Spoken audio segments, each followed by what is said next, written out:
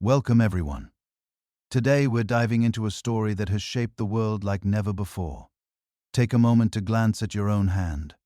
Now think about the stranger seated beside you on the subway, or someone mindlessly scrolling through their phone in Shanghai, Mumbai, or Lagos. Genetically speaking, you and that person are nearly indistinguishable, sharing 99.9% of your DNA.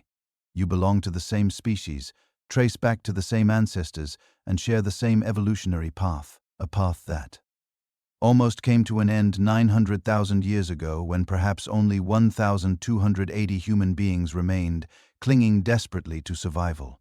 So, here's the question that keeps historians and anthropologists awake at night if we're all basically the same. Why did we build such radically different civilizations? Why did Europeans develop feudal kingdoms with stone castles, while Chinese emperors ruled through centralized bureaucracies spanning thousands of miles? Why did Asian society preserve ancient philosophical traditions for millennia while European thought went through dramatic revolutions every few centuries? Why did one continent develop gunpowder for fireworks and celebration while another used it to conquer the world? These aren't small differences. We're talking about fundamentally distinct ways of organizing society, understanding reality, expressing spirituality, and relating to nature. Same species, same brain capacity, wildly different results. If you're using this to fall asleep, perfect. That's exactly why I make these. So maybe subscribe and tell me where you're watching from and what time it is. I read the comments and it's fascinating. Tokyo at sunrise, London at midnight, someone in Arizona at 3 a.m. wondering why they can't sleep.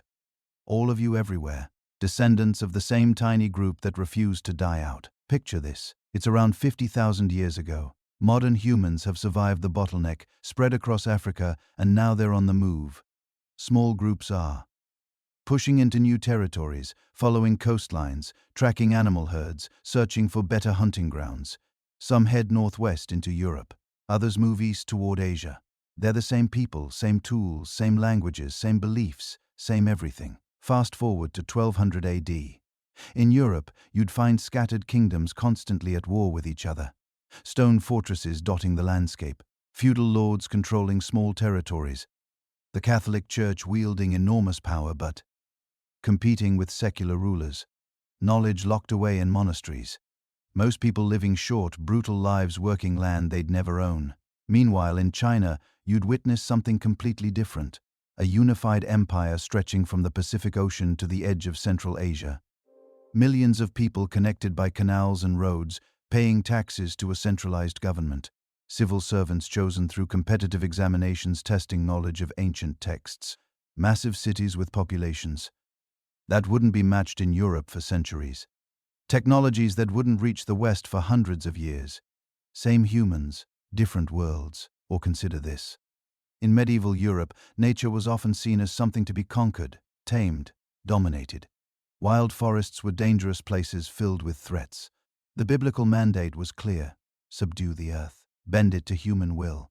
In Japan during the same period, nature was revered as sacred. Mountains housed spirits, rivers had souls. The goal wasn't domination but harmony. Living with nature, not against it. Shinto shrines built to honor trees that had stood for centuries. How does this happen? How do people with identical brains, identical creative potential, identical capacity for complex thought end up viewing the world through such different lenses? For a long time, people explained these differences with racism, with pseudoscientific theories about superior and inferior races. We know now that's complete nonsense. The genetic differences between a person from Stockholm and someone from Seoul are trivial, meaningless. We're talking about variations in maybe a few thousand genes out of over 20,000. The real answer is simultaneously simpler and more fascinating. It comes down to three things: geography, climate, and an enormous amount of random chance. The landscapes our ancestors walked into weren't blank slates. Europe and Asia presented radically different challenges and opportunities. Mountains ran in different directions. Rivers flowed through different terrains.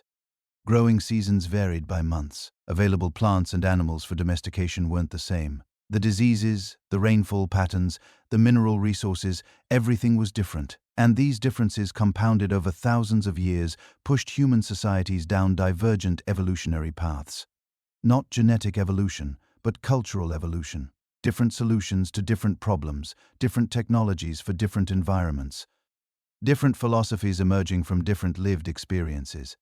The fascinating part, none of it was inevitable. Change a few variables, shift a mountain range, alter some rainfall patterns, and the entire story of human civilization would be completely different.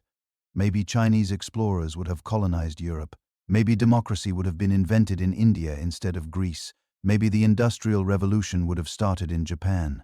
We're about to explore one of history's greatest mysteries. Not through the tired lens of racial superiority or cultural supremacy, but through the actual mechanisms that shaped human societies.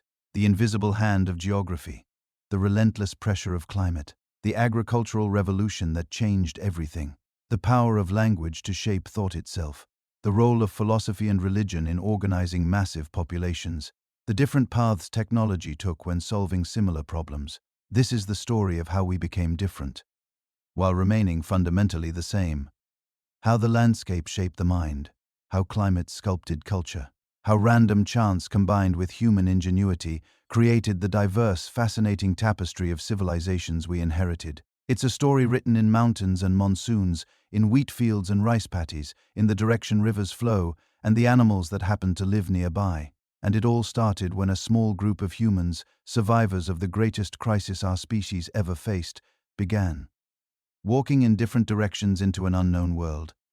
Before there was Europe and Asia, before there were separate populations developing in isolation, before the differences that would eventually distinguish continental groups, there was just one people, one small population, all living in Africa, all sharing the same ancestors, all carrying the same genetic legacy from the bottleneck that had nearly destroyed them. Around 70,000 years ago, something extraordinary happened. A group of humans, maybe just a few hundred individuals, made a decision that would change the course of our species forever. They left Africa. Now, this wasn't the first time humans had ventured beyond their homeland. There had been earlier attempts, smaller migrations that left traces in the fossil record, but those earlier pioneers had failed. They'd established temporary footholds in the Middle East and beyond, but their populations hadn't lasted. They'd been wiped out by climate fluctuations, out-competed by local populations, or simply absorbed back into African groups. But this time was different. The descendants of these particular migrants wouldn't just survive, they would eventually populate the entire planet. What drove them to leave, we don't know for certain. Maybe it was population pressure, too many people competing for too few resources in their East African homeland. Maybe it was curiosity, that uniquely human impulse to see what lies beyond the horizon. Maybe it was desperation, fleeing from drought or conflict or disease. Or maybe it was simply opportunity. Around 70,000 years ago, sea levels were lower than they are today. The narrow strait between Africa and the Arabian Peninsula, normally a significant water barrier, had narrowed to just a few kilometers. On a clear day, you could stand on the African shore and see the Arabian coast. You could imagine walking there. And so, some people did. They didn't know they were making history. They weren't thinking about populating new continents or founding new civilizations. They were just moving, following game animals, searching for better resources, maybe fleeing enemies or seeking allies. But with each step away from Africa, they were beginning a journey that would reshape human evolution.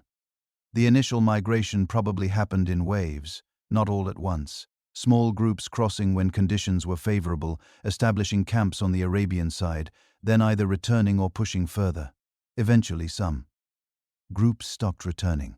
They found territories they liked, resources they could exploit. They settled and then they kept moving. Within just a few thousand years, which is remarkably fast in evolutionary terms, these migrants had spread along the coastlines of the Arabian Peninsula and into South Asia. They weren't traveling inland yet. The interior regions were still too harsh, too dry, filled with deserts and mountains that would have been deadly to small groups with limited technology. Instead, they followed the coasts. This is what anthropologists call the coastal migration hypothesis. These early migrants stayed near the ocean, exploiting marine resources, following shorelines that gave them reliable access to food and water.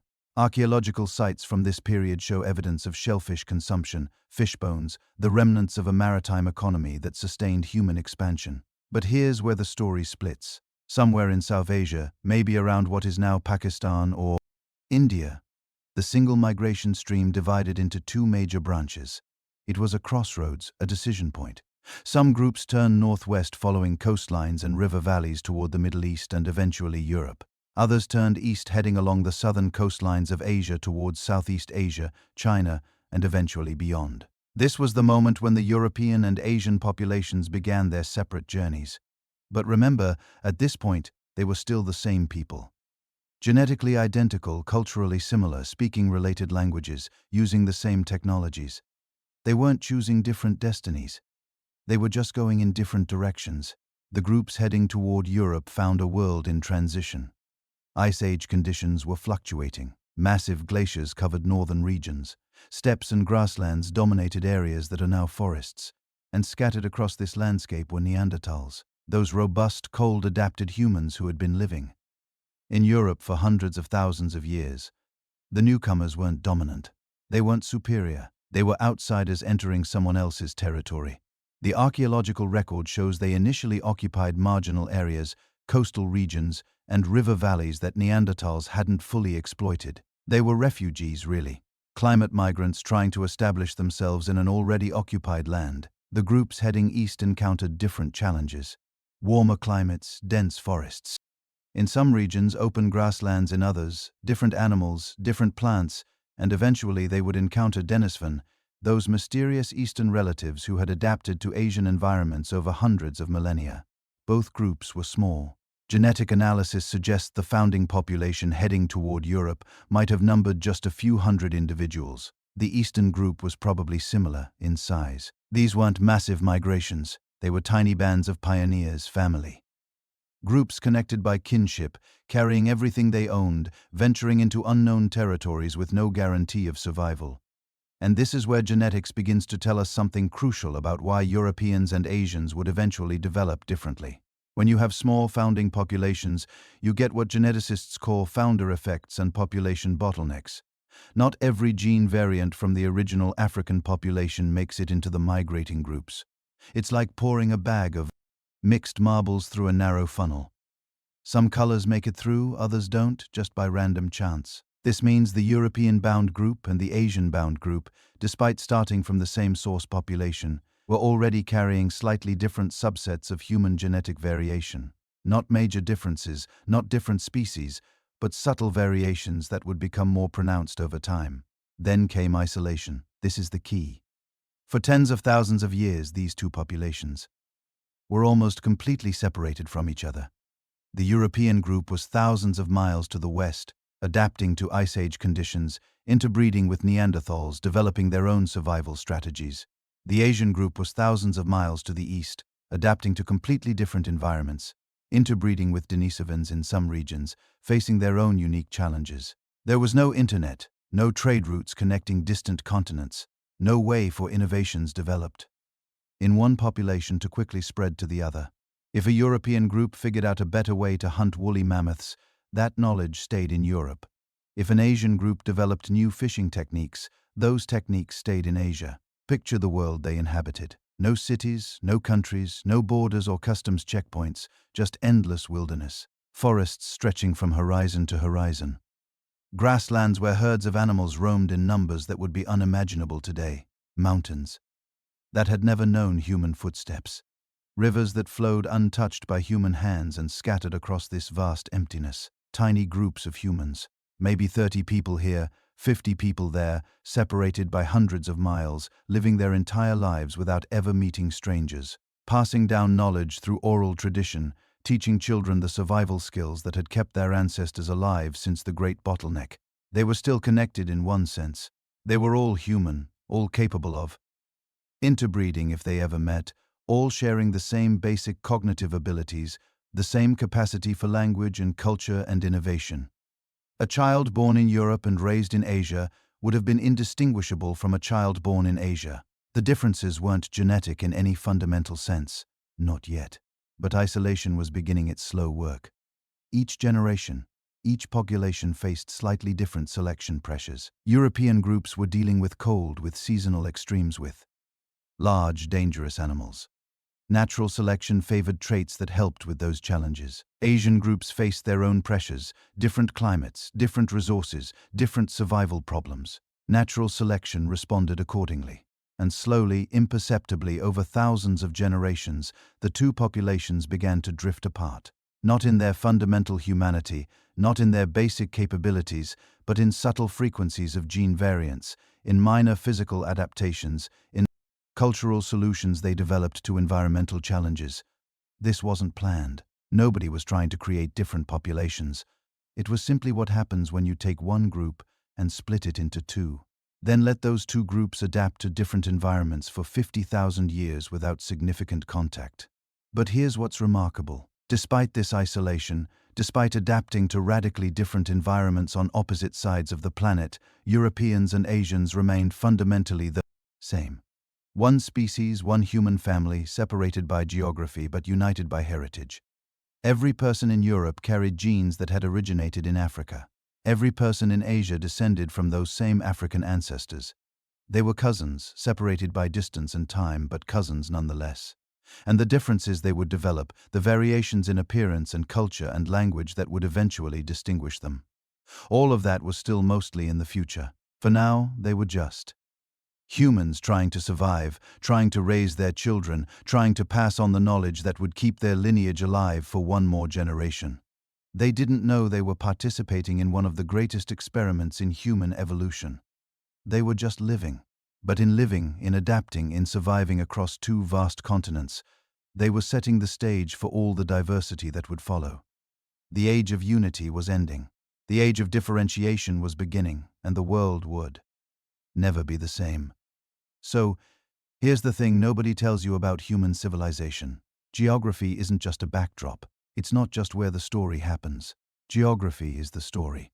It's the invisible hand that shaped every empire, every innovation, every cultural difference we see today between Europe and Asia. And it all comes down to one deceptively simple fact: the direction of the land.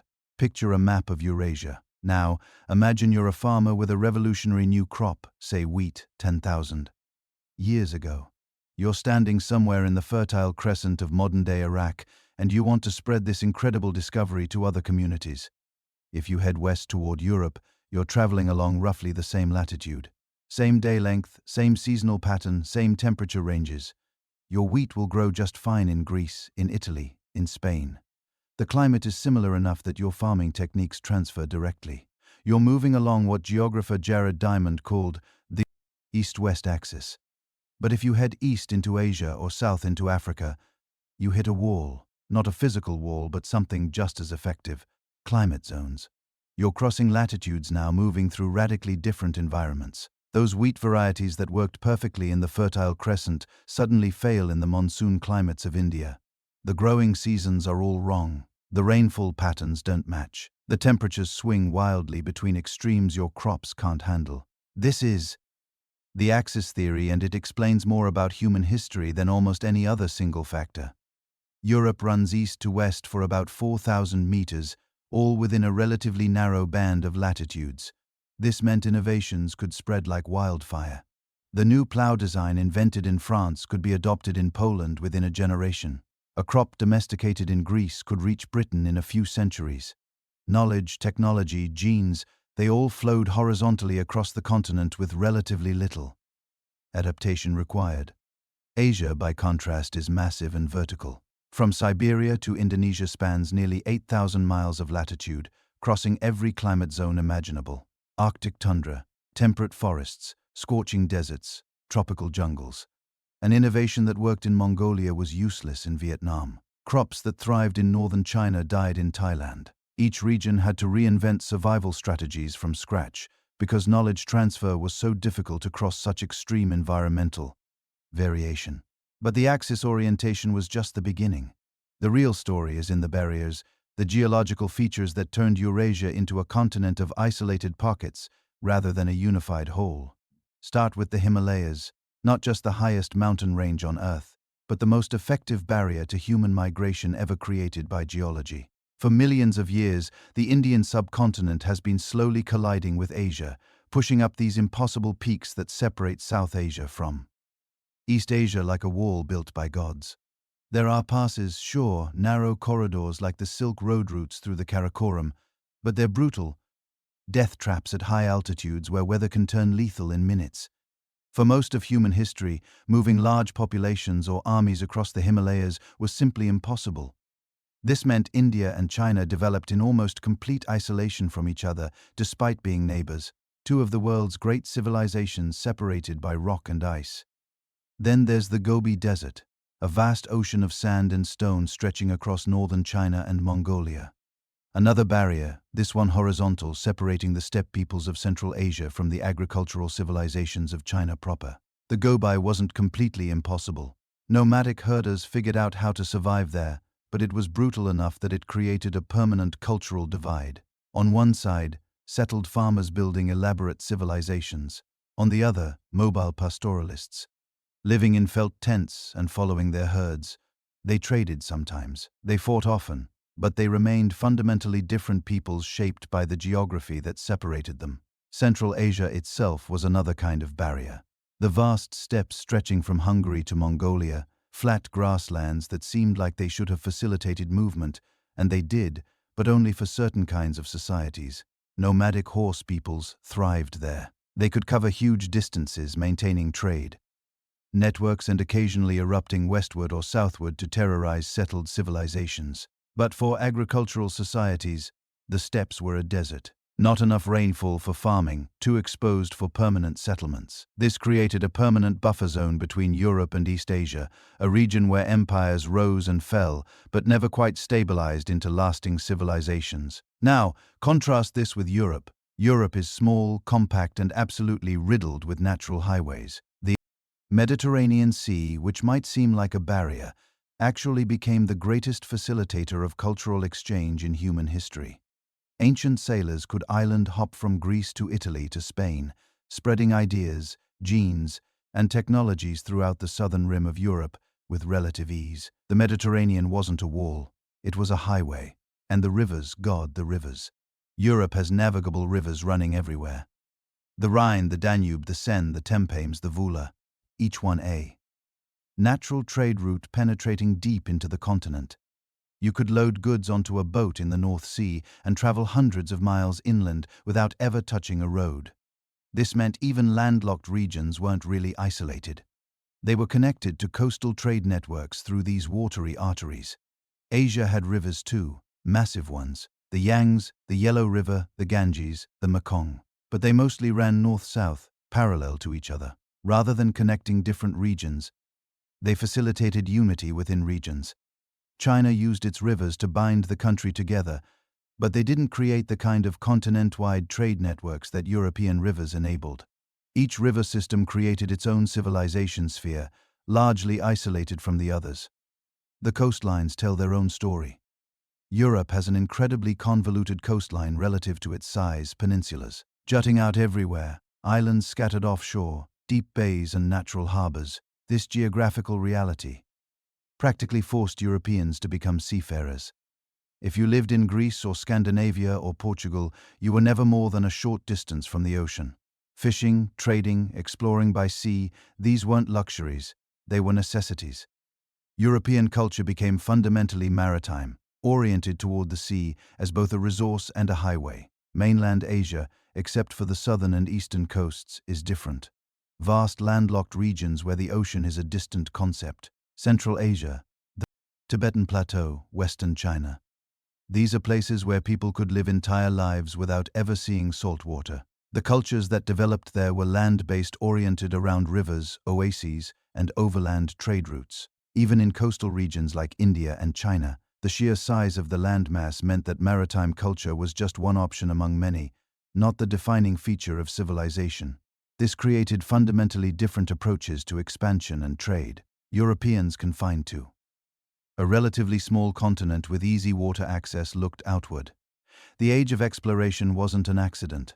It was geography manifesting as history. When European powers wanted to expand, the obvious route was across the oceans. They had the shipbuilding traditions, the navigational skills, and the cultural momentum to make it happen.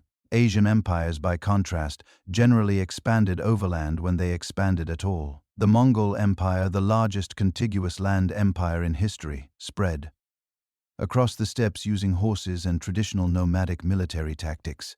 The Chinese empires expanded by pushing into neighboring regions and slowly assimilating them.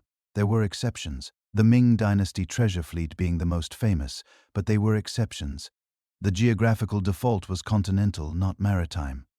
And then there are the subcontinental barriers that created pockets of isolation within Asia itself. The jungles of Southeast Asia, dense tropical forests that made communication between regions incredibly difficult. The Indonesian archipelago, thousands of islands creating thousands of micro-environments, each developing its own languages and cultures. Japan, isolated enough by water that it could spend centuries in deliberate seclusion, developing a unique civilization that borrowed from China and Korea, but remained distinctly Japanese. Europe had its barriers too, the Alps, the Pyrenees, the English Channel, but they were smaller, more permeable. The Alps divided Italy from northern Europe, but passes like the Brina made regular traffic possible. The English Channel isolated Britain, but it was narrow enough that invasions happened regularly enough to keep the island connected to continental developments. The Pyrenees isolated Iberia, but not completely. Ideas and armies crossed regularly. The net effect of all this geography was profound. Europe developed as a collection of competing but constantly interacting cultures, states that fought constantly but also traded, intermarried, and stole each other's innovations. Competition drove innovation because no single power could dominate permanently. The barriers were high enough to allow distinct cultures to form, but low enough that those cultures were in constant contact. Asia developed as a collection of civilizational spheres, each massive and largely self-contained. China, India, the Islamic world, Southeast Asia, each developed sophisticated civilizations that could last for millennia without fundamental outside influence. When these spheres did interact, usually through trade along routes like the Silk Road, the exchange was profound but intermittent. Long periods of isolation punctuated by bursts of contact. This geographical reality shaped everything that came after. It determined which crops spread where, which technologies got adopted by whom, which ideas circulated, and which remained local. It even shaped military history. European armies were constantly fighting each other, driving rapid innovation in weapons and tactics. Asian powers often faced different challenges, managing vast territories, defending against nomadic raiders, maintaining control over diverse populations. None of this was destiny. Geography didn't determine outcomes. It shaped probabilities.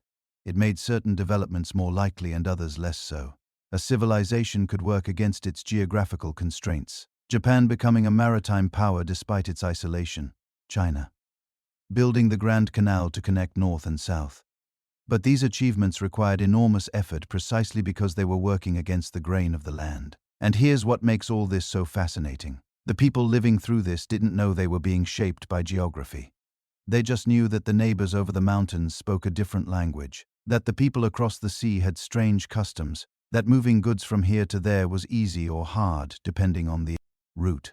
They experienced the effects without understanding the cause, but we can see it now.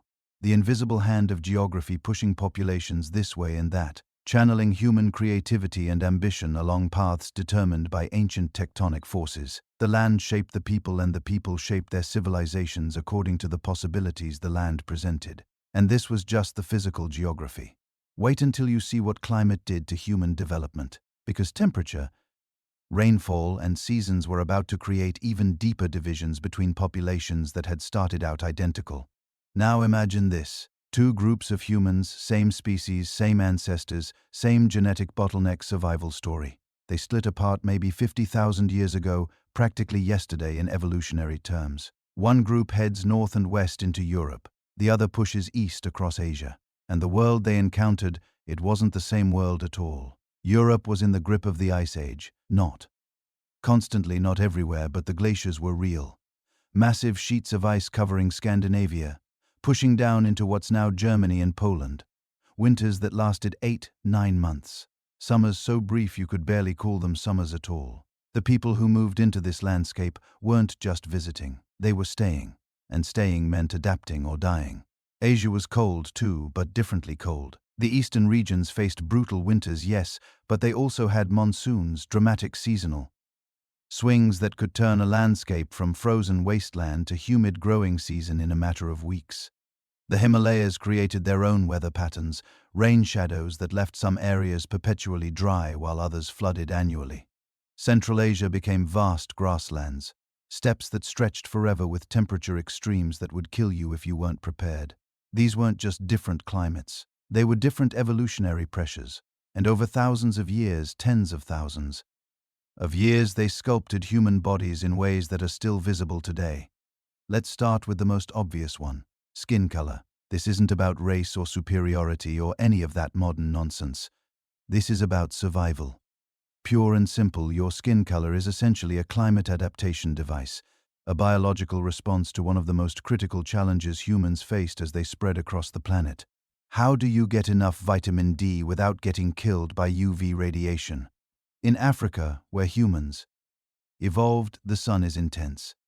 UV radiation streams down relentlessly year-round. Too much UV radiation damages your DNA, destroys folate in your bloodstream, causes skin cancer, reduces fertility.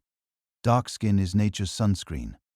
The melanin pigment absorbs UV radiation before it can penetrate deeper tissues. If you're living near the equator, dark skin isn't just advantageous, it's essential for survival. But when those African populations moved north into Europe, everything changed. Suddenly, UV radiation wasn't the enemy. It was scarce. At northern latitudes, especially during those long Ice Age winters, sunlight strikes the Earth at such an oblique angle that UV intensity drops dramatically.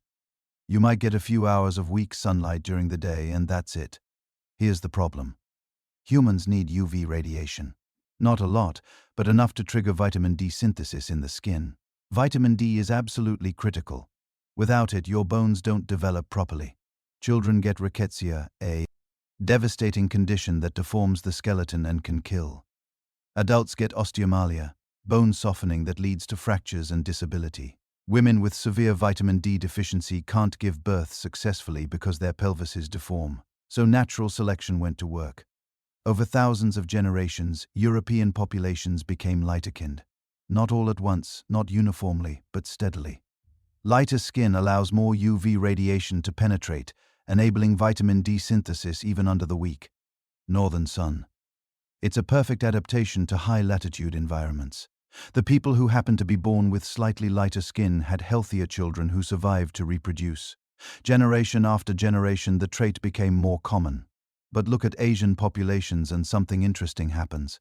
They're not as light-skinned as Europeans, even though many Asian regions are at similar latitudes. Why? Because the evolutionary pressures were different. East Asian populations had to balance multiple factors, not just UV radiation and vitamin D. They developed something else entirely. Look at East Asian faces and you'll notice the epicanthic fold, that distinctive crease of skin that covers the inner corner of the eye and often makes the eyelid appear smaller. This isn't random. This is an aesthetic preference encoded in genes. This is climate adaptation as sophisticated as anything evolution has ever produced. The epicanthic fold protects the eye in extreme cold and wind. It reduces the exposed surface area of the eyeball, minimizes moisture loss in dry winter air, and helps protect against snow blindness from intense reflected light. Some researchers think it might also help retain heat around the eye socket, preventing tissue damage in sub-zero temperatures. Populations that developed in Siberia, Mongolia, northern China, the brutal continental climate zones of Asia, they needed this adaptation. But there's more. Body proportions change too following patterns that make perfect biological sense. In cold climates you want to conserve heat. The human body loses heat primarily through exposed surface area. So, natural selection favored shorter limbs and more compact torsos in cold adapted populations. Less surface area relative to body volume means better heat retention.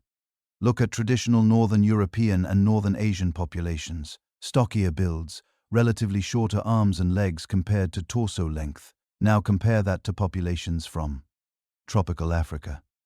Longer limbs, leaner builds, more surface area relative to body mass, which helps dissipate heat in hot climates. This follows a biological principle called Bergmann's rule. Within a species, populations in colder climates tend to have larger, more compact bodies than those in warmer climates. It's all about thermal efficiency. Your body is constantly fighting to maintain a stable internal temperature. In the Ice Age conditions of Europe and Northern Asia, That fight was desperate. People who were slightly better at retaining heat had slightly higher survival rates. Over thousands of generations, those small advantages accumulated into visible physical differences. But climate didn't just shape bodies. It shaped cultures, technologies, entire ways of life. Because the seasonal variations across Europe and Asia weren't just weather. They were survival challenges that required different solutions. Europe's Ice Age climate was seasonal but somewhat predictable. You had summers when plants grew and animals were active. You had winters when everything shut down. And you survived on stored food or starved. This created intense selection pressure for planning, storage technology, and seasonal coordination. Archaeological evidence shows European populations developing increasingly sophisticated food preservation methods, smoking meat to preserve it through winter, storing grains in underground pits, learning which plants could be dried and stored which would spoil. This wasn't just practical knowledge. This was survival technology that took generations to refine, and it shaped the agricultural calendar when farming finally arrived. European agriculture became organized around dramatic seasonal shifts. Plant in spring, grow through summer, harvest in fall, survive winter on stored food. The entire social calendar, the festivals, the religious observations, even the concept of the year itself, all structured around this seasonal rhythm. Asia developed differently. The monsoon patterns created different pressures. In much of East and South Asia, you didn't have a simple warm season, cold season pattern. You had wet seasons and dry seasons, sometimes multiple cycles per year. The arrival of the monsoon could transform a parched landscape into a flooded one in days. This created different agricultural strategies. Rice cultivation, which became central to Asian civilizations, requires managing water with incredible precision. Too little, and crops fail. Too much and they flood. Asian farmers became masters of water management, irrigation, and drainage systems thousands of years before European agriculture achieved similar sophistication. The climate also shaped dietary evolution in fascinating ways. European populations facing long winters with limited fresh food developed higher tolerances for preserved foods high in salt and fat. Many northern European populations evolved the ability to continue digesting lactose into adulthood, a trait called lactase persistence. This allowed them to consume milk and dairy products year-round, providing critical protein and fat during winter scarcity. Asian populations developed different dietary adaptations. Many East Asian populations maintained the ancestral human pattern of lactose intolerance after childhood, but developed enhanced ability to digest complex carbohydrates, particularly the starches in rice and millet. Some populations developed genetic variants that help process plant-based diets more efficiently, allowing them to thrive on grain-heavy cuisines. These weren't conscious choices.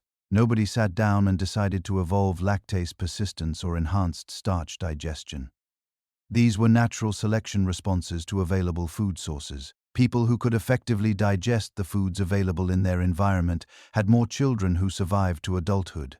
Over hundreds of generations, these traits became population characteristics, and the climate pressures drove technological innovation in ways that are still visible today. European populations facing the need to heat dwellings through brutal winters became experts at chimney construction, insulation, and efficient heating systems. Asian populations dealing with monsoons and seasonal flooding developed sophisticated raised floor architecture, water-resistant building materials, and drainage systems. Cold weather drove clothing innovations. European populations developed fitted garments, layered clothing systems, sophisticated use of animal furs, and woven textiles to trap body heat. Asian populations in extreme climates developed their own solutions. Quilted garments filled with insulating materials, felt-making techniques for nomadic peoples on the steppes. Even hunting and gathering strategies diverged based on climate. European Ice Age hunters developed technologies for taking down massive cold-adapted mammals, mammoths, woolly rhinoceros, giant deer. This required coordinated group hunting, sophisticated weapons, and the ability to process enormous quantities of meat and materials from a single kill. Asian populations adapted to different prey. In some regions, smaller game and intensive plant gathering. In others, fishing technologies that could exploit seasonal fish runs. On the steppes, horse domestication eventually emerged, creating an entirely different relationship between humans and their environment. Here's what's really remarkable. All of this happened in What is, evolutionarily speaking, the blink of an eye? 50,000 years, maybe 60,000 for the earliest migrations. That's roughly 2,000 to 3,000 generations. In that time, populations went from being physically indistinguishable to displaying obvious visible differences. But they remained the same species, could still interbreed, still shared the vast majority of their DNA. The differences, while real and visible, were surface-level adaptations to local conditions.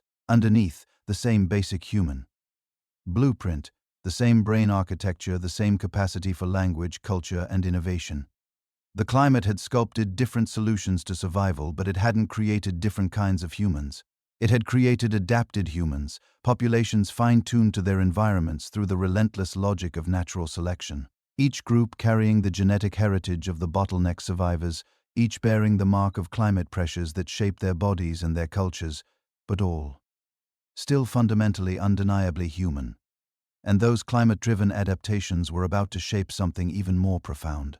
Because the next revolution wasn't going to be about surviving the environment. It was going to be about controlling it. But here's where the story gets really interesting. Around 12,000 years ago, something extraordinary happened. Not a disaster this time, but an innovation so profound it would reshape human societies forever. People in two different parts of the world completely independently figured out how to do something that would change everything. They learned to farm. Now, this might not sound revolutionary. Plant seeds, harvest crops, repeat. Simple, right? But agriculture wasn't just about food production. It was about fundamentally reorganizing human existence, about transforming mobile hunter-gatherers into settled communities. And here's the crucial part. The exact way this transformation unfolded depended entirely on where you were standing on the planet. Two regions led this revolution. In the west, the Fertile Crescent, that arc of land stretching from the Persian Gulf through modern Iraq, Syria, Lebanon, and down into Egypt. In the east, the Yellow River Valley in northern China. Both areas had the right combination of climate, wild plants, and animal species to make agriculture possible. But they had very different wild species available. This single fact created divergent paths that would shape human civilization for the next 10,000 years. Let's start in the Fertile Crescent because this is where the ancestors of modern Europeans got their agricultural toolkit. Around 10,000 BCE, people living in this region started noticing something interesting about certain wild grasses. Wheat and barley grew naturally in the hills. They produced seeds you could harvest, store, and most importantly, replant. The plants were self-pollinating, which made them genetically stable. You could collect seeds from the best plants, save them, plant them the next season, and gradually, generation by generation, those plants would become more productive, easier to harvest, better suited to cultivation.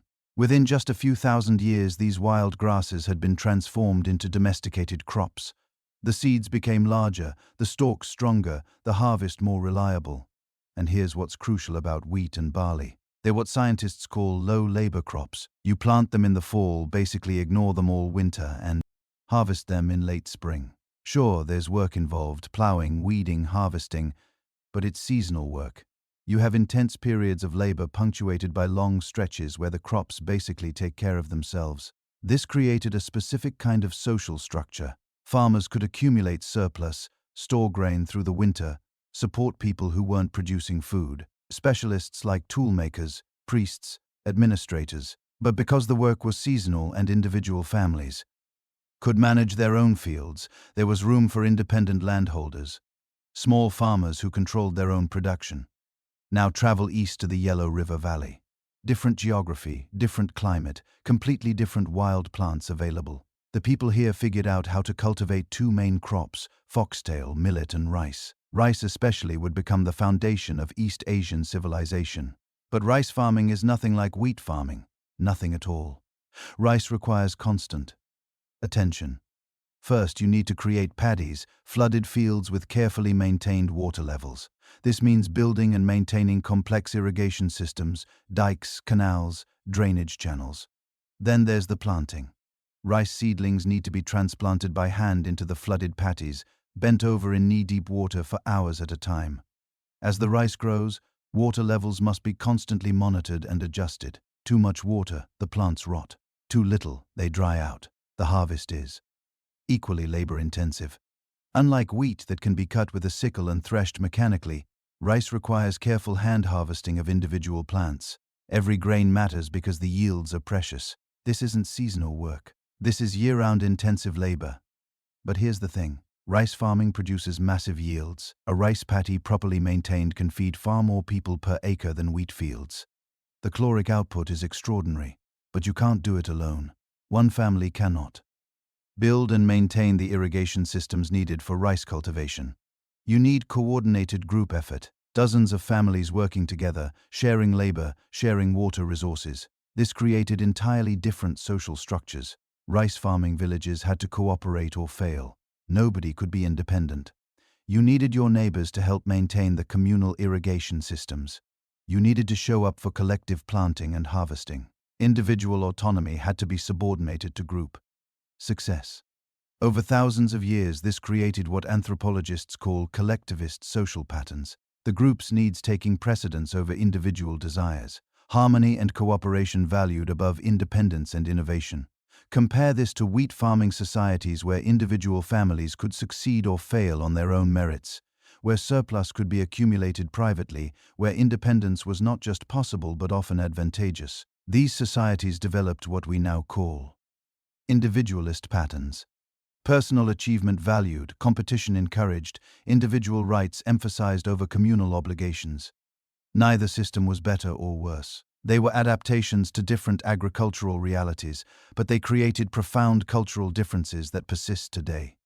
Differences in how people think about themselves, their relationships, their obligations to others. Then there were the animals. The Fertile Crescent had an incredible advantage here. Within a few thousand miles, you had aurochs, wild cattle that could be domesticated, wild sheep and goats in the hills, wild horses on the steppes, wild pigs in the forests. All of these animals had the right characteristics for domestication. They were herd animals with established dominance hierarchies, meaning they would accept humans as their leaders. They reproduced relatively quickly. They could survive on vegetation humans couldn't digest, effectively turning grass into meat, milk, leather, and labor. By 8000 BCE, farmers in the Fertile Crescent had domesticated all of these species. This gave them massive advantages. Cattle could pull plows, multiplying agricultural productivity. Horses could transport goods and people.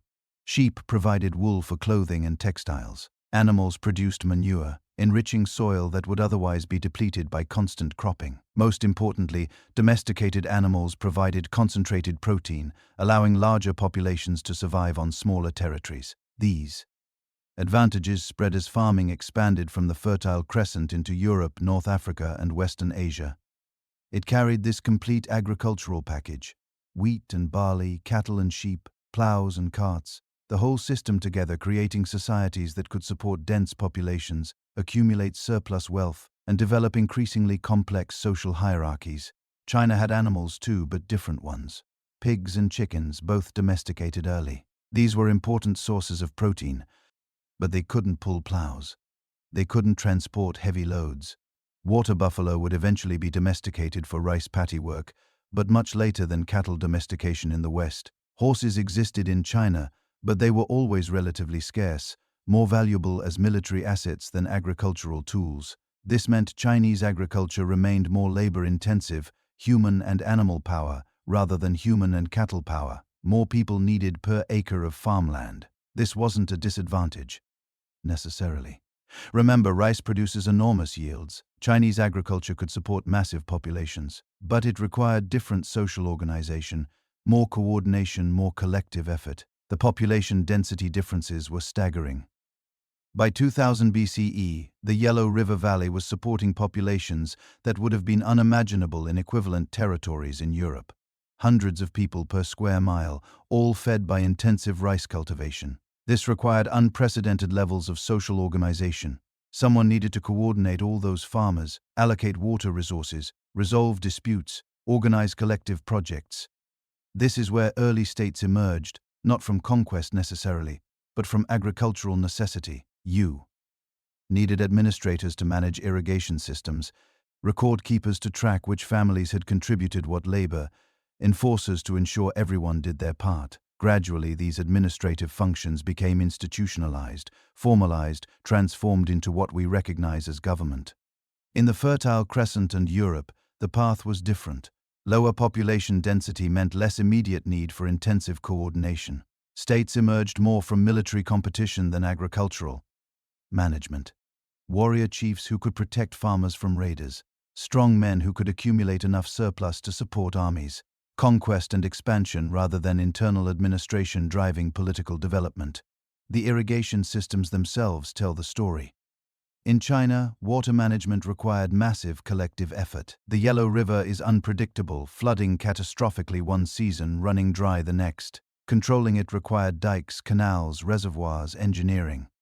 Projects involving thousands of workers coordinated over decades. Succeeding at this created the institutional capacity for large-scale organization, the administrative apparatus that would eventually become imperial bureaucracy. Compare this to Europe, where rivers were smaller, rainfall more reliable, irrigation less critical. Farmers could succeed with local water sources, wells, small streams, minimal coordination required. Political authority emerged more from military strength than hydraulic management. Kings were warriors first, administrators second. These different agricultural foundations created different philosophical traditions. In societies where cooperation was essential for survival, philosophies emerged that emphasized harmony, collective responsibility, fitting into the natural and social order.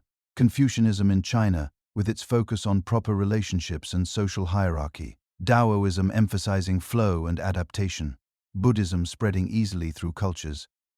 Already comfortable with subordinating individual desires to larger purposes. In societies where individual families could succeed independently, philosophies emerged that emphasized personal autonomy, individual rights, the dignity and freedom of the individual human being. Greek philosophy with its focus on rational individuals debating truth. Later, Christianity's emphasis on personal salvation and individual conscience, Enlightenment philosophy celebrating individual liberty and human rights. None of this was predetermined. The people in China weren't inherently more collectivist. Europeans weren't naturally more individualistic. For 10,000 years of living in societies organized around different agricultural systems that shapes how people think. Rice paddies require cooperation. So cooperation becomes a virtue. Wheat fields allow independence. So independence becomes valued. Generation after generation, these patterns reinforce themselves, becoming not just practical necessities but cultural values, moral principles, self-evident truths. And here's what's really remarkable. These agricultural choices made 10,000 years ago are still shaping human societies today. The regions that developed rice cultivation still show measurably more collectivist social patterns. The wheat-growing regions still emphasize individualism. It's not absolute. It's not deterministic. Culture changes. Societies evolve. But the deep patterns persist, written into the landscape itself, coded into the very crops that feed us. Because agriculture wasn't just about food. It was about organizing human cooperation at unprecedented scales. And the specific ways that cooperation was organized, determined by what crops grew where, created the foundations for everything that came after, the empires and philosophies, the religions and technologies, all of it built on the simple fact that wheat and rice require different kinds of work, creating different kinds of societies. The seeds planted 10,000 years ago are still bearing fruit today, still shaping how people live, think, organize themselves, still creating the differences that make human civilization so endlessly diverse and endlessly fascinating. But the story doesn't end with agriculture. These different social foundations would support radically different approaches to language, thought, and meaning itself. Now, here's something that'll keep you wondering. We've talked about how geography shaped bodies, how climate influenced civilizations, how farming transformed societies. But there's another force that may have shaped European and Asian minds even more profoundly. Language itself, not just what people said, but how they said it. The very structure of the words they spoke, the writing systems they developed, the ways they organized thought on the page and in their minds. This wasn't just about communication. This was about cognition, about the fundamental architecture of human thinking. And between Europe and Asia, that architecture evolved in radically different directions. Let's start with the obvious question. Why do Europeans mostly speak related languages while Asian languages seem so wildly different from each other and from European tongues? The answer takes us back about 6,000 years, around 4000 BCE. Somewhere in the grasslands north of the Black Sea, a group of people we now call the Proto-Indo-Europeans began a migration that would reshape the linguistic map of the world. These weren't empire builders, not yet. They were pastoralists, people who had mastered horse domestication and wagon technology. And those two innovations gave them something unprecedented: mobility. Within about 2,000 years, their descendants had spread from Ireland to India. Everywhere they went, their language went with them.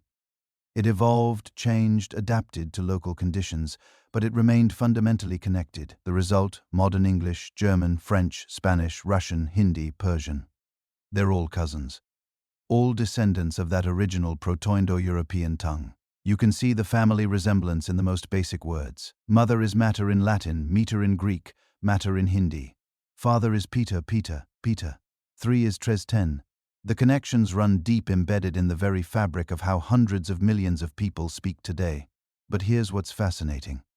This massive linguistic expansion didn't happen in Asia the same way. China had its own linguistic revolution, but it went in a completely different direction. The Sino-Tibetan language family, which includes Chinese and hundreds of related languages, stayed more geographically contained. It spread, yes, but it also fragmented in different ways. Chinese itself split into dozens of mutually unintelligible dialects, spoken languages so different that a person from Beijing and a person from Guangzhou couldn't understand each other's speech at all. Yet they could read the same texts, because Chinese developed something unique, a writing system that transcended pronunciation. This is where things get really interesting. Europe and the Middle East developed alphabetic writing systems, letters that represent sounds. You learn 20 o'clock symbols. You can write any word in your language. Simple, efficient, relatively easy to learn. China developed logographic writing, characters that represent meaning, not sound. Thousands of symbols, each one requiring memorization, each one carrying layers of semantic information that go far beyond simple pronunciation. Think about what this means cognitively. When a European child learns to read, they're learning a code, sound to symbol, symbol to sound. It's abstract, but it's systematic. You can sound out words you've never seen before. When a Chinese child learns to read, they're learning a visual language. Each character is a unique image that must be memorized, connected to meaning and pronunciation separately. The character for good combines the characters for woman and child. The character for peace shows a woman under a roof. Meaning is built into the structure of the writing itself. This isn't better or worse, it's different, and that difference shaped cognition in ways we're only beginning to understand. Studies show that Chinese readers process text differently than alphabetic readers. Their brains activate different neural pathways. Chinese readers engage more visual processing areas, treat characters more like pictures than abstract symbols. Western readers engage more phonological processing, converting symbols to sounds even when reading silently, but the implications go deeper than just reading. Language structure itself may shape how we think about the world. This is the controversial Sapir-Whorf hypothesis, the idea that the language you speak influences the thoughts you can think. The strong version of this hypothesis, that language completely determines thought, has been largely debunked, but the weak version, that language influences thought patterns of attention and habitual ways of categorizing experience, that's looking increasingly solid. Consider verb tenses. European languages are obsessed with time. English has 12 major tenses, ways to precisely specify when something happened, is happening, or will happen. Past, present, future, perfect, progressive. Every sentence requires you to commit to a temporal framework. Mandarin Chinese doesn't require marking tenses at all. You can specify time if you want to, but the language doesn't force you to think about temporal relationships in every single sentence. Instead, it emphasizes aspect, whether an action is completed or ongoing, and context to determine when things happened. Does this make Chinese speakers think about time differently than English speakers? Some researchers think yes. Studies suggest Chinese speakers find it easier to think about time in vertical terms, earlier events as up and later events as down, matching how time is written in traditional Chinese texts. English speakers tend to think of time horizontally, moving from left to right, matching how we write and read. Or consider how languages handle responsibility and agency. English requires specifying who did what in almost every sentence. I broke the vase, the agent, the action, the object. Clear, explicit, impossible to avoid assigning responsibility. Many Asian languages allow and even prefer more indirect constructions.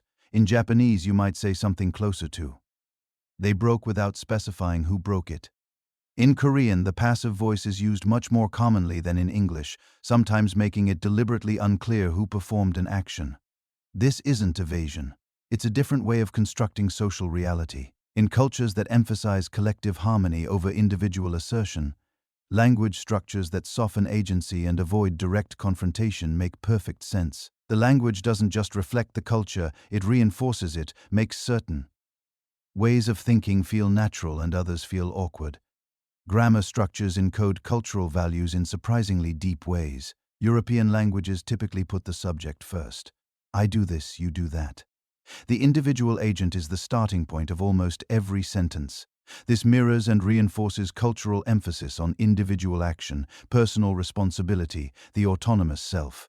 Many Asian languages, particularly Japanese and Korean, put the verb at the end of the sentence, the action. Conclusion, the outcome comes last. You have to listen to the entire sentence before you know what's being said. This encourages patience, attention to context, consideration of all factors before jumping to conclusions. Chinese puts descriptive information before the thing being described. Big red old book, not old big red book. The modifiers come in a specific order, from general to specific, from outside to inside. This reflects a cognitive pattern that moves from context to detail, from the general framework to the specific instance. None of this is deterministic. Chinese speakers can think individually. English speakers can think holistically. But the language you speak creates grooves in your thinking, pathways of least resistance, default patterns that shape how you habitually process information. And then there's writing itself, the technology of preserving thought across time. The differences between alphabetic and logographic systems created divergent intellectual traditions that persisted for millennia. Alphabetic writing was democratic in a way logographic writing never could be. Once you learned your letters, you could write anything. Literacy was achievable for ordinary people. This is partly why Greece developed philosophy that emphasized rational argument, why Christianity spread through written texts that anyone could theoretically read, why the European Enlightenment emphasized universal education and literacy. Chinese writing was inherently elite. Learning thousands of characters took years of study, usually requiring formal education unavailable to peasants. This created a scholar official class whose authority was partly based on their monopoly of literacy. The Chinese civil service examination system, which lasted for over 1,000 years, was built on this foundation. Masters of written Chinese became the administrators of empire. But logographic writing also preserved meaning across vast dialectical differences, a text written in Classical Chinese could be read and understood by an educated person anywhere in the Chinese cultural sphere, regardless of what language they actually spoke. This created cultural unity across geographical diversity in a way alphabetic writing never could. Japanese speakers, Korean speakers, Vietnamese speakers, even though their spoken languages were completely unrelated to Chinese, could all access the same classical texts because they had adopted Chinese characters.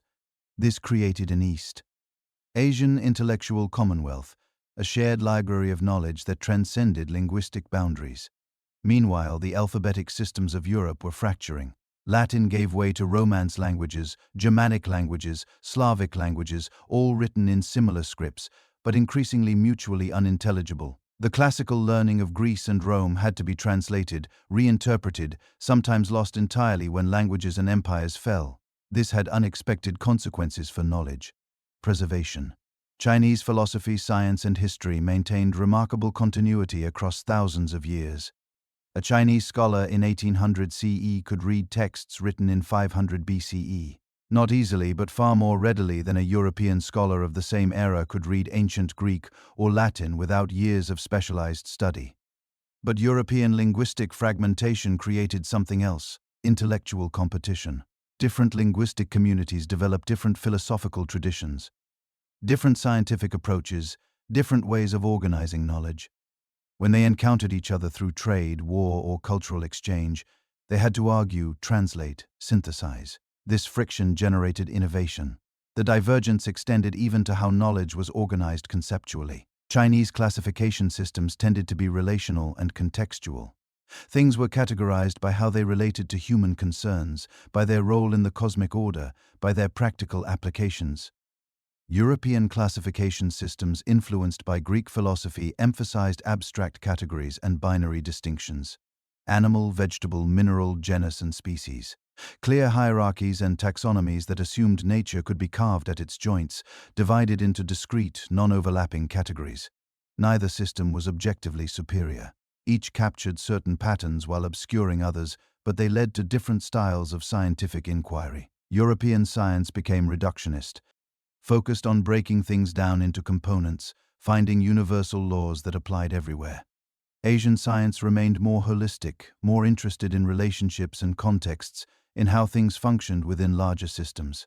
And all of this, every bit of it, traces back to those early linguistic divergences, to the Indo-European expansion that created related languages across Europe and the Middle East, to the Chinese development of logographic writing that unified vast populations around shared texts, to the grammatical structures that made certain thoughts easy and others awkward.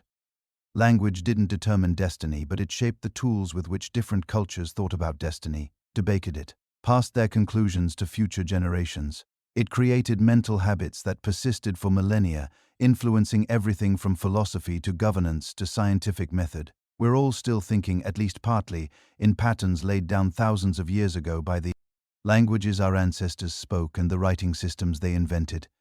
Different words really did create different worlds, different ways of being human. And those differences would become even more pronounced when people began asking the biggest questions of all. Questions about meaning, purpose, the nature of existence itself. Questions that would give birth to the world's great religious and philosophical traditions. But humans weren't just competing for food and territory. They were beginning to ask bigger questions. Questions that had no obvious answers. Why are we here? What happens when we die? How should we live? These questions emerged wherever humans settled.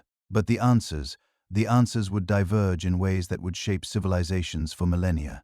Around 2,500 years ago, something extraordinary happened. Almost simultaneously, across thousands of miles of separation, multiple civilizations experienced philosophical revolutions.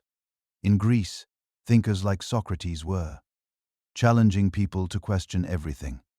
In China, Confucius was establishing principles of social harmony.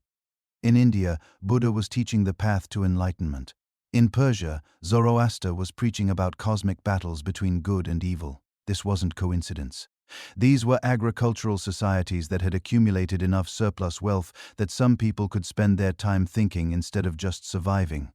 But the questions they asked and the answers they found, those were shaped by thousands of years of separate development. Let's start with Greece. Picture Athens in the 5th century BCE. A city-state small enough that citizens could gather in one place to debate the issues of the day. The Greeks developed something radical. The idea that truth could be discovered through individual reasoning and debate. Socrates wandering the marketplace, challenging people's assumptions. Plato imagining ideal forms beyond physical reality. Aristotle systematically categorizing everything from politics to physics. Greek philosophy was intensely individualistic. The goal was personal enlightenment, individual understanding of truth. They celebrated the lone thinker who could see what others missed. They built statues to honor individual philosophers, wrote down the names of individual students, traced intellectual lineages from teacher to student. This makes perfect sense when you understand Greek geography and history.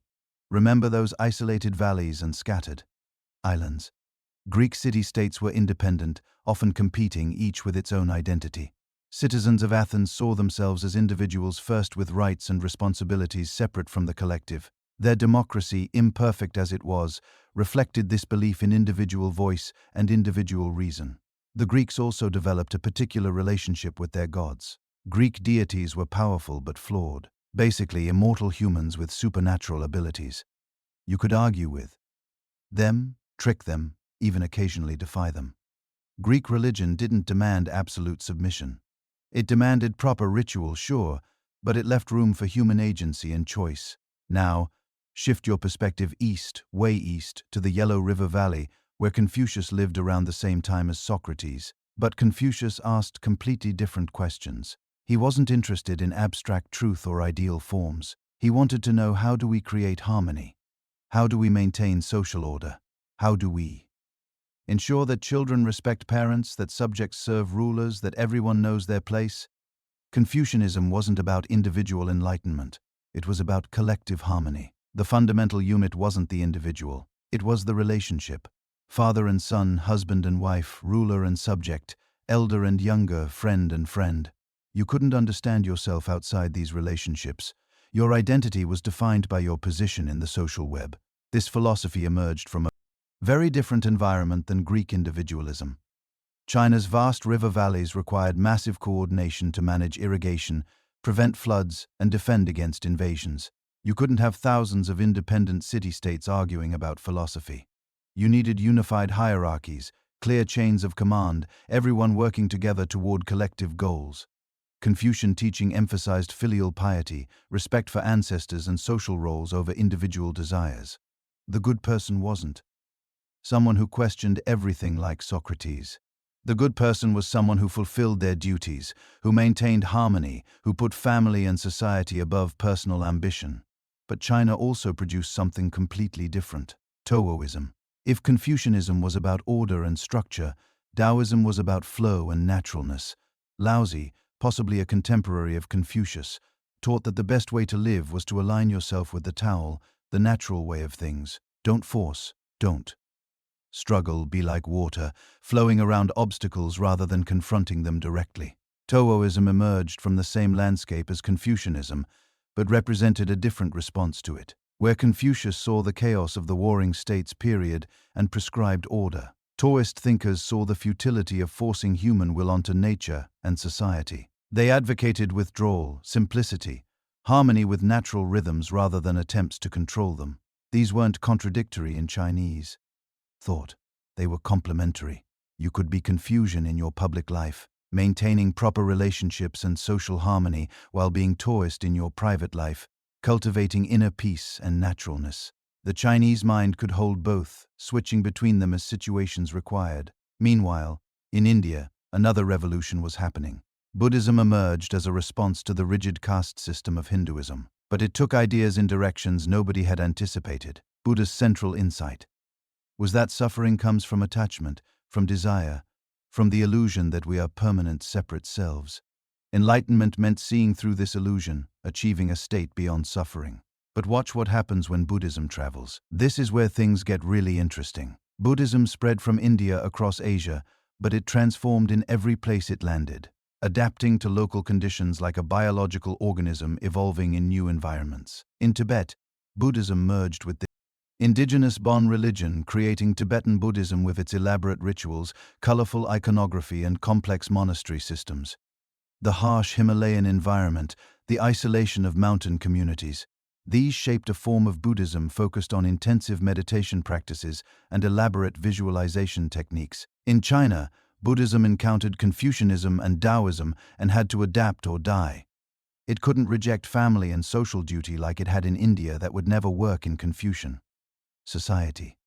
So, Chan Buddhism, which became Zen in Japan, developed teachings that were compatible with Confucian ethics while maintaining Buddhist insights. It emphasized sudden enlightenment through meditation and paradoxical koans, but it didn't require abandoning social responsibilities. In Southeast Asia, Buddhism mixed with Hindu cosmology and local spirit worship, creating the Vada traditions that are distinctly different from their Indian origins. Temples became centers of community life. Monks became teachers and advisors. Buddhist festivals incorporated local agricultural celebrations and ancestor veneration. The same religion spreading across thousands of miles but mutating, adapting, hybridizing with whatever it encountered.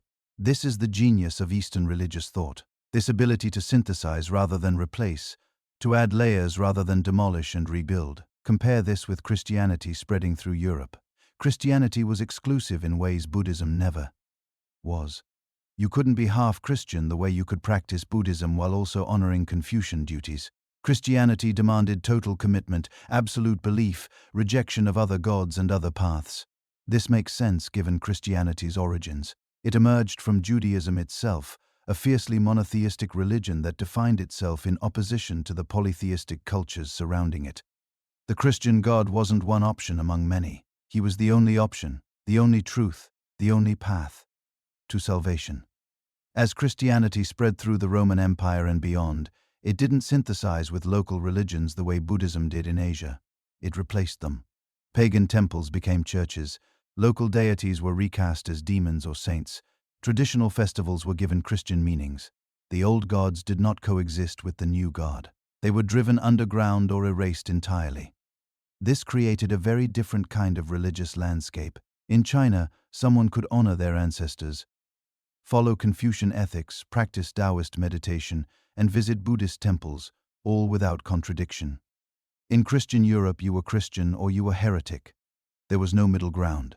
This difference shaped everything: law, governance, social structure, even concepts of individual identity. In societies shaped by ancestor worship, your obligations extended backward to the dead and forward to the unborn. You were a link in a chain stretching across generations. Your actions reflected on your ancestors and would impact your descendants. This created powerful incentives for social conformity and family loyalty. In monotheistic cultures, your primary obligation was to God, not to ancestors or descendants. This created a different kind of accountability, one focused on individual salvation rather than collective family honor. It made it possible, even necessary, to sometimes break with family and tradition if they conflicted with religious truth. These different religious frameworks created different relationships with nature too. The Genesis story in Christianity gives humans dominion over nature, the right and responsibility to subdue the earth and master it. Nature exists for human use. Animals and plants are resources, tools, things without souls or sacred significance. Eastern philosophies saw nature very differently. Taoism taught that humans were part of nature, not separate from or superior to it. The goal wasn't domination, but harmony, finding your place in the natural order rather than imposing your will on it. Buddhism extended compassion to all sentient beings, seeing animals as participants in the same cycle of suffering and rebirth as humans. These weren't just abstract philosophical differences, they had practical consequences that echo into the present day. The Christian view of nature as a resource contributed to Europe's aggressive exploitation of natural resources and technological transformation of landscapes. The tourist view contributed to Chinese landscape painting that celebrated natural beauty and garden design that harmonized human spaces with natural forms and governance. Law, the whole structure of society. It all flowed from these different ways of understanding the world. Greek philosophy, with its emphasis on individual reason and debate, created space for democracy and individual rights, however imperfectly realized. Confucian philosophy, with its emphasis on hierarchy and harmony, supported imperial systems, where the emperor was seen as the father of the nation responsible for maintaining cosmic and social order. Western law, influenced by Greek rationalism and Christian concepts of sin and redemption, focused on individual guilt and punishment. You broke the law. You faced consequences as an individual. Eastern law, influenced by Confucian ethics, focused more on restoring harmony, on mediating disputes to preserve relationships rather than simply punishing wrongdoing. Even concepts of selfhood diverged. Western philosophy, following the Greeks, saw the self as a discrete entity with boundaries, rights, and individual consciousness. Eastern philosophy saw the self as relational, defined by connections to others, to nature, to the cosmos. The Western question was, who am I? The Eastern question was, where do I fit? None of this was predetermined by genetics or race. These were cultural adaptations, responses to different environments, different challenges, different historical experiences. But they became self-reinforcing. Philosophical traditions shaped governance, which shaped education, which reinforced philosophical traditions. Religious beliefs shaped family structure, which shaped economic organization, which reinforced religious beliefs. By the time these civilizations encountered each other in the age of exploration, they had been developing along separate philosophical and religious paths for thousands of years. They weren't just different cultures, they were different ways of being human, different answers to the fundamental questions of existence, and those differences would collide in ways nobody could have predicted. When those African descendants finally fanned out across Eurasia, they carried the same basic brain, the same instincts for cooperation and conflict, But as tens of thousands of years passed, as villages became cities and cities became empires, something subtle began to diverge. Not in our DNA, in our rules, in how we decided who was in charge, what counted as justice, and why anyone should obey anyone else at all. To see how differently this could turn out, picture two worlds rising almost side by side. On one side, the Mediterranean; on the other, the Yellow River. In the west, Rome; in the east, Han China. Two empires born of the same species facing the same basic problems. How to tax, how to fight, how to feed millions of people who had never met each other and never would. They solved those problems in strikingly different ways. Imagine Rome at its height. Roads like veins and arteries, stone and gravel connecting Britain to Syria, Spain to the Danube. A city fed by aqueducts ruled from marble halls where senators argued in togas and emperors signed decrees. The Roman solution to power was a patchwork quilt. Conquer a people. Let their local elites keep some authority. Give them Roman law, Roman roads, Roman coins. Promise citizenship. Eventually pull them slowly into a shared legal and cultural world, where Roman became less about blood and more about behavior. You could be born in Spain or North Africa, speak Latin, serve in the legions, and end your days as a Roman senator.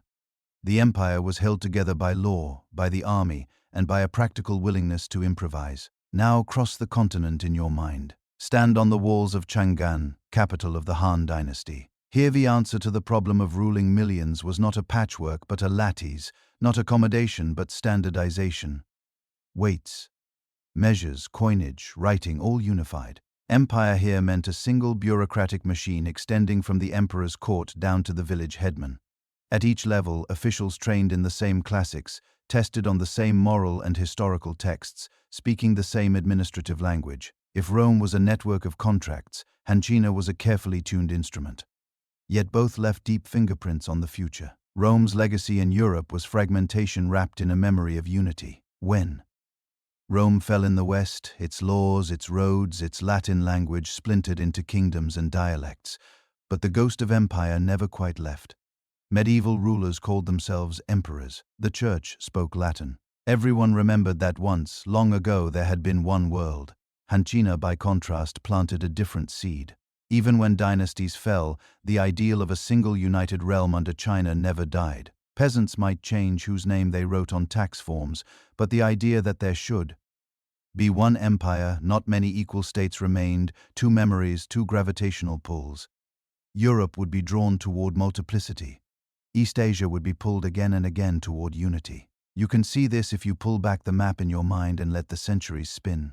In Europe, after Rome, no single power could hold the whole continent for long.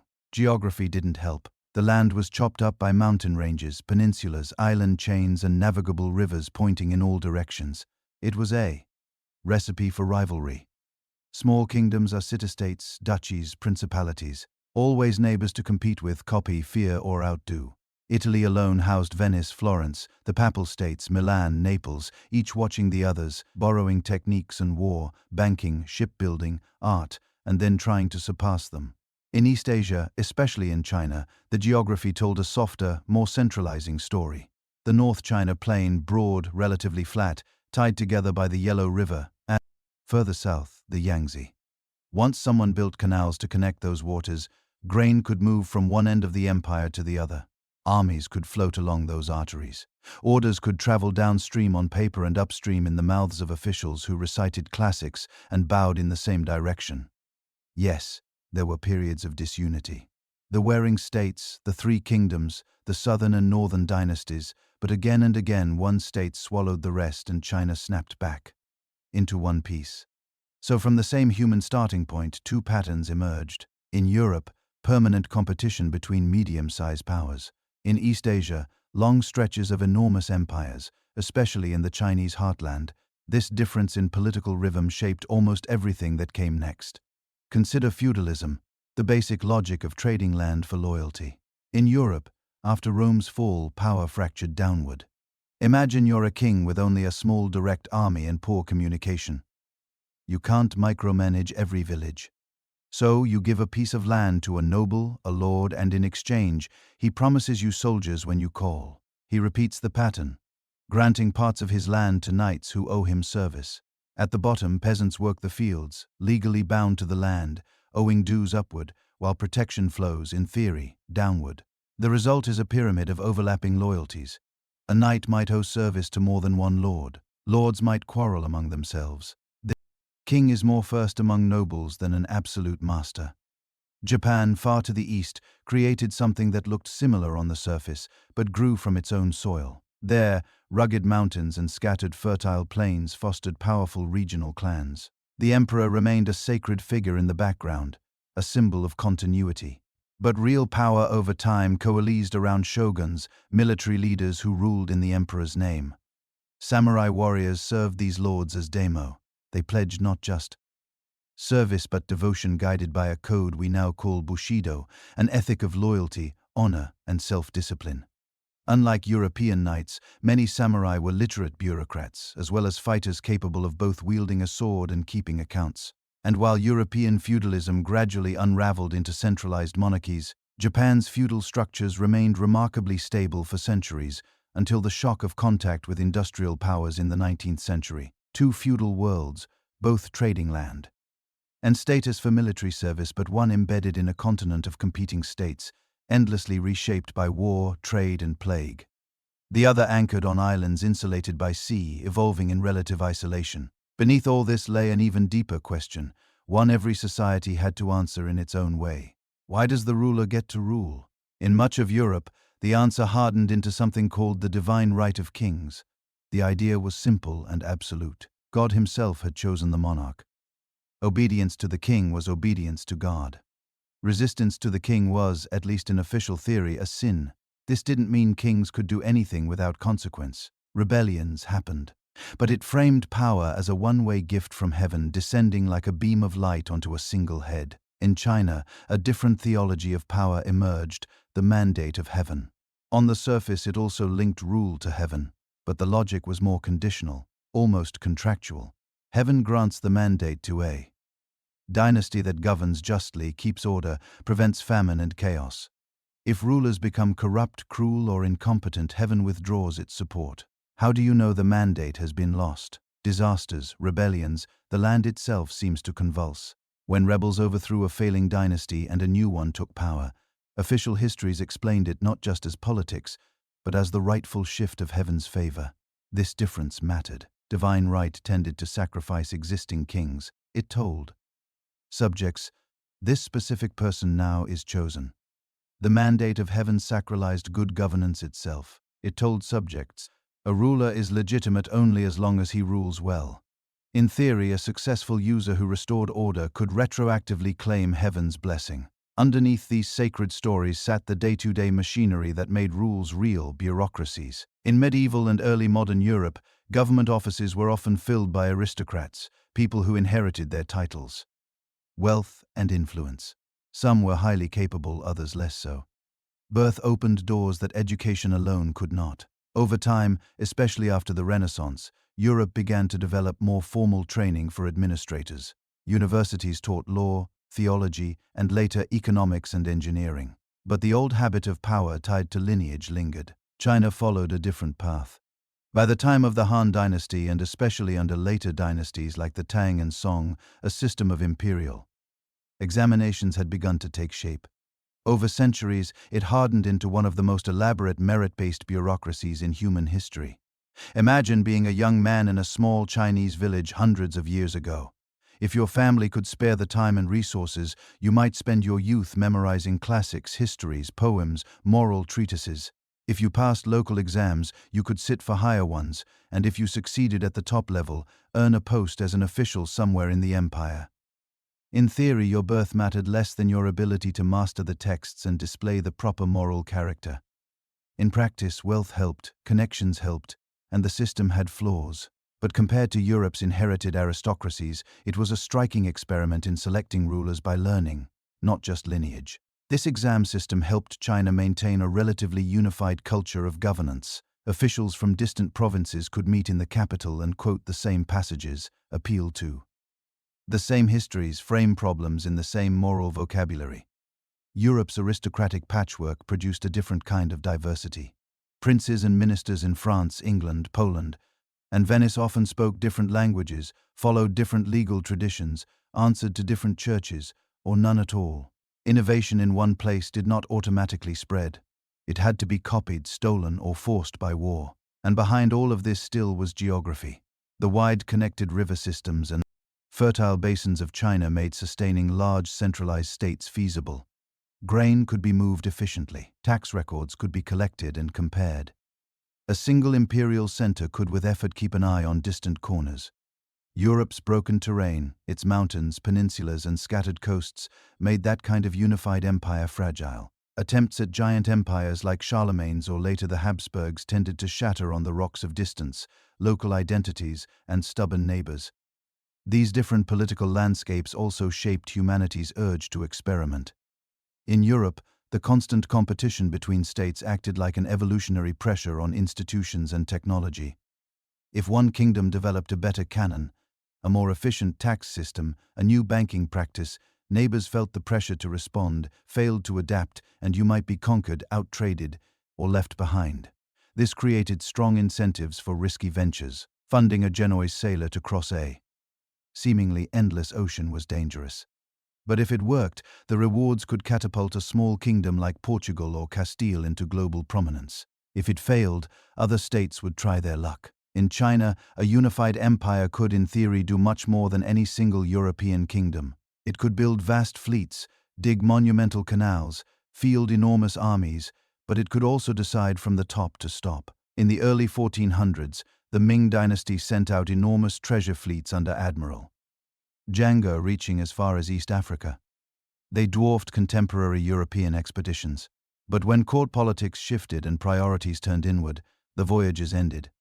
There was no rival Chinese kingdom over the horizon to keep pushing exploration forward.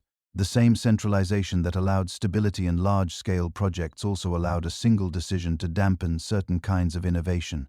So by the time Europeans and Asians met on a truly global scale around 500 years ago, they were not different species, not different in basic intelligence or creativity. They were heirs to different experiments in how to structure power. Rome and Horn, competing European states and long-lived Chinese dynasties, feudal knights and feudal samurai, divine right and mandate of heaven, aristocratic courts and exam-selected mandarins. Each system had strengths, each had weaknesses. Each shaped how societies responded to new technologies, new trade routes, new threats, and above all, each rested on the same ancient foundation. The human need to cooperate in larger and larger groups, to find stories that justify authority, and to build institutions that outlast any single lifetime. The map of empires would change, borders would move, dynasties would rise and crumble, but the question, how should humans organize power, never went away. It simply took on new forms in new ages under new skies. Picture the world again much later now. The ice has retreated. Cities rise. Kingdoms fall. Oceans that once blocked your ancestors now carry their descendants in wooden hulls across the horizon. From far above, if you could watch the last 2,000 years as a time-lapse of light, you'd see clusters of brightness flickering in two great regions. One in the far west of Eurasia, and one in the east, Europe and East Asia, especially China, glowing with a heat of invention. They weren't inventing the same things in the same ways, but they weren't on completely different planets either. They were running the same race on different tracks. Let's start in the East. In China, a series of breakthroughs would later be called the Four Great Inventions. They weren't just clever gadgets, they were civilizational force multipliers. The first was paper. Your ancestors in China learned how to turn plant fibers into thin, flexible sheets centuries before most Europeans had even heard of such a thing. Compared to papyrus or parchment, paper was cheap, light, and abundant. It changed who could write and what could be recorded. Tax records, poetry, military orders, philosophical treatises, all suddenly easier to store and copy. Knowledge stopped being something that lived only in the heads of scribes and became something that could be stacked in libraries. Then came printing. At first carved wood blocks pressed onto paper, entire pages etched in reverse. Later movable type. Not just one book painstakingly copied over months, but dozens, hundreds of copies, all nearly identical. The Chinese were printing texts centuries before Gutenberg was born. Buddhist sutras, Confucian classics, Agricultural manuals. Imagine practical farming tips and statecraft guides spreading across a vast empire in ink and fiber. Next, gunpowder. At first, a curiosity of alchemists, a side effect of the search for immortality. Then, an explosion, literally. Fireworks, signal flares, and eventually bombs, rockets, fire lances. Crude ancestors of guns. You could project force at a distance in a way no spear or sword could match. And finally, the compass, a small sliver of magnetized metal floating on water, pointing north as if it had an invisible string tied to the pole. With it, Chinese sailors could navigate in open water, out of sight of land, across cloudy nights and foggy mornings. It unlocked the sea in an entirely new way.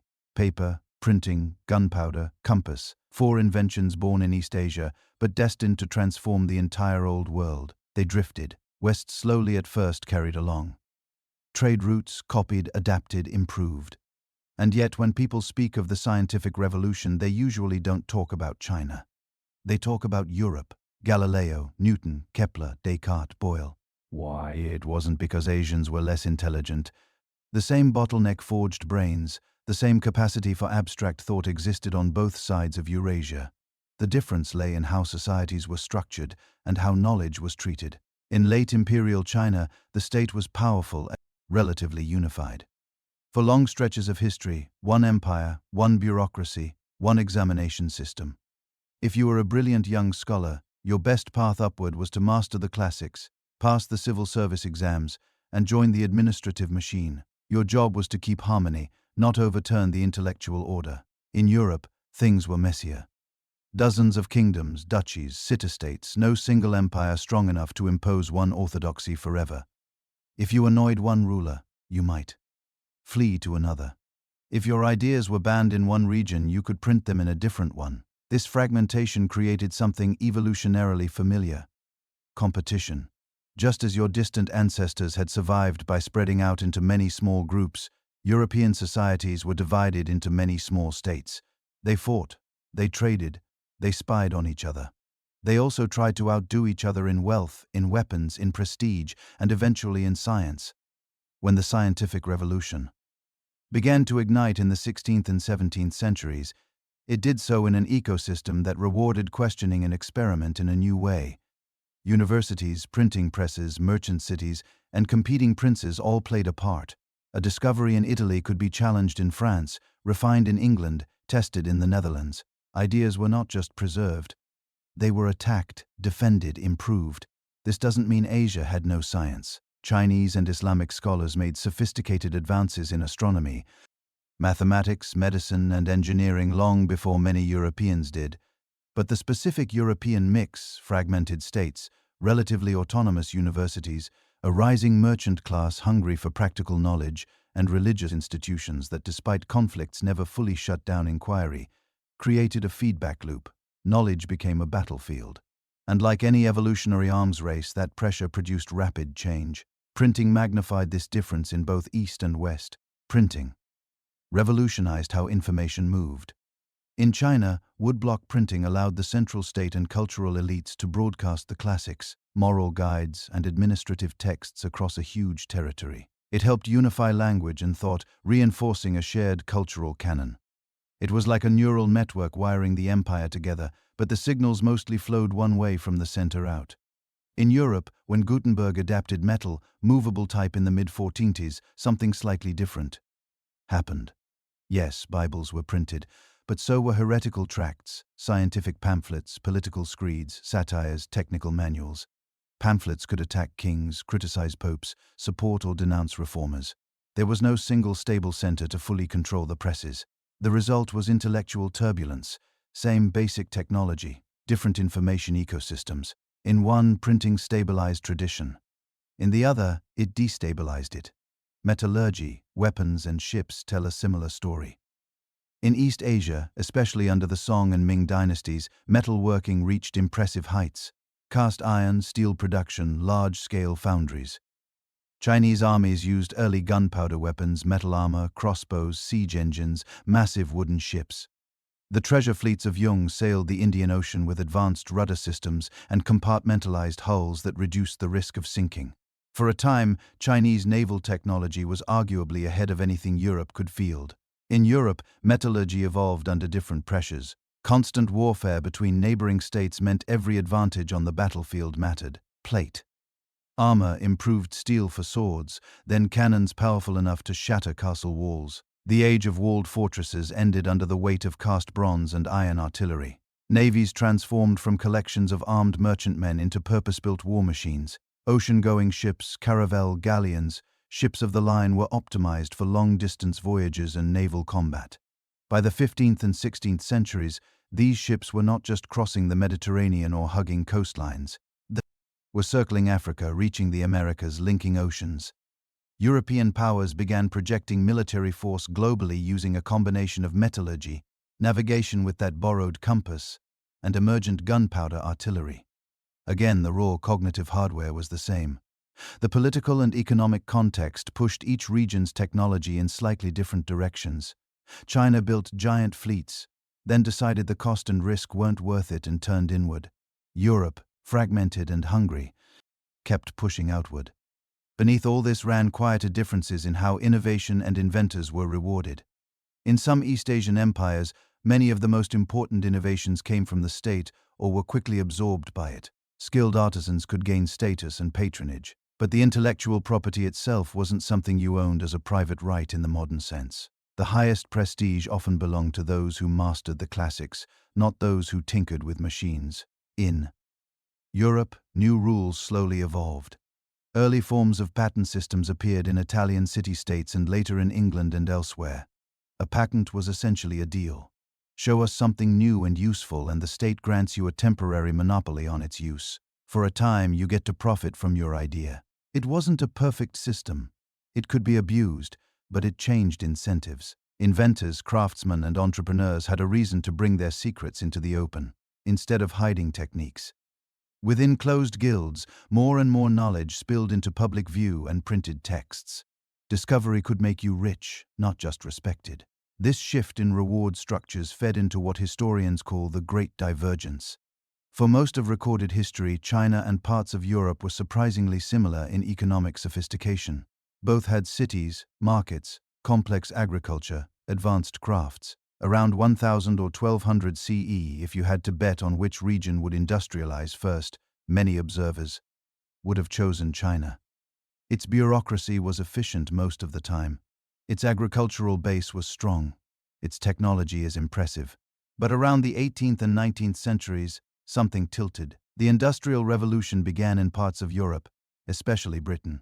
Steam engines, mechanized textile mills, coke-fueled iron works, railways. Energy captured from fossil fuels and leveraged by machines multiplied human labor on a scale no previous society had achieved. Why not China? Why didn't the first steam engine appear in the Yangtze River Delta instead of in England? Scholars argue about this. Some point to abundant, easily accessible coal in Britain close to industrial centers.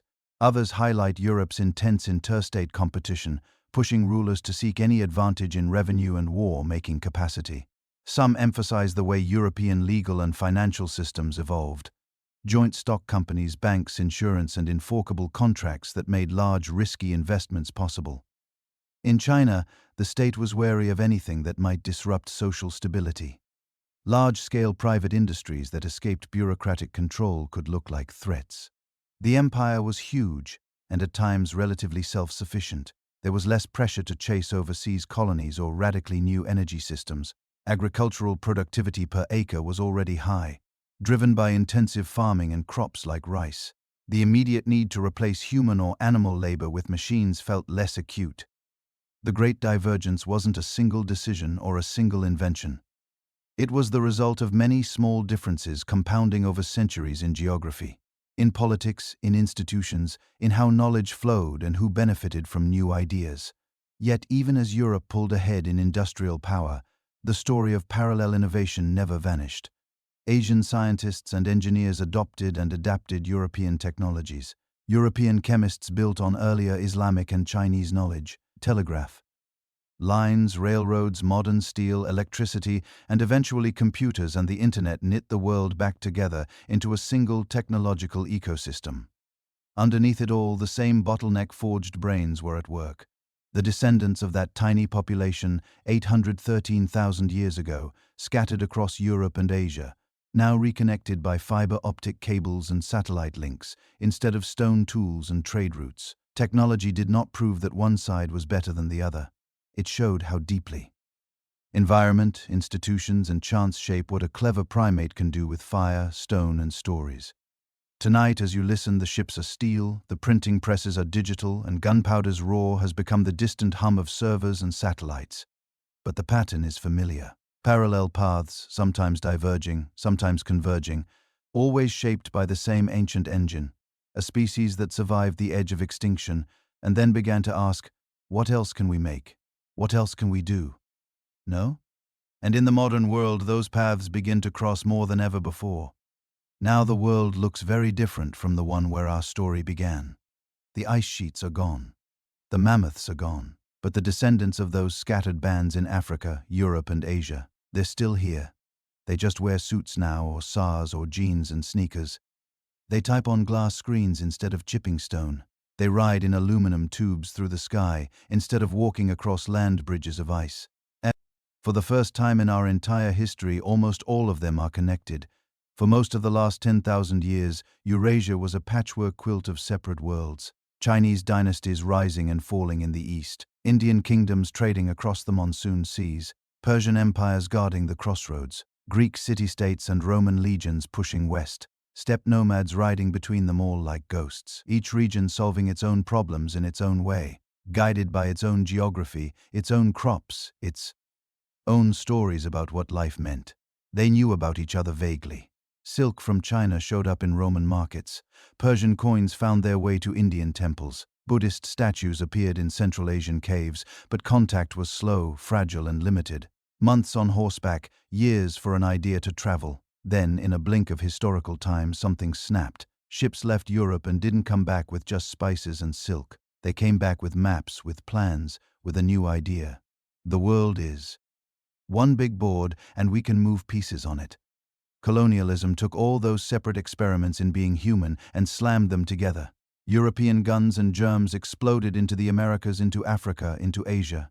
Ancient civilizations that had been evolving for thousands of years woke up to find foreign traders at their ports, foreign flags on their coasts, foreign laws creeping into their cities. If you were born in China or India or Japan or the Ottoman Empire in the 18th or 19th century, you were living through a kind of controlled collision.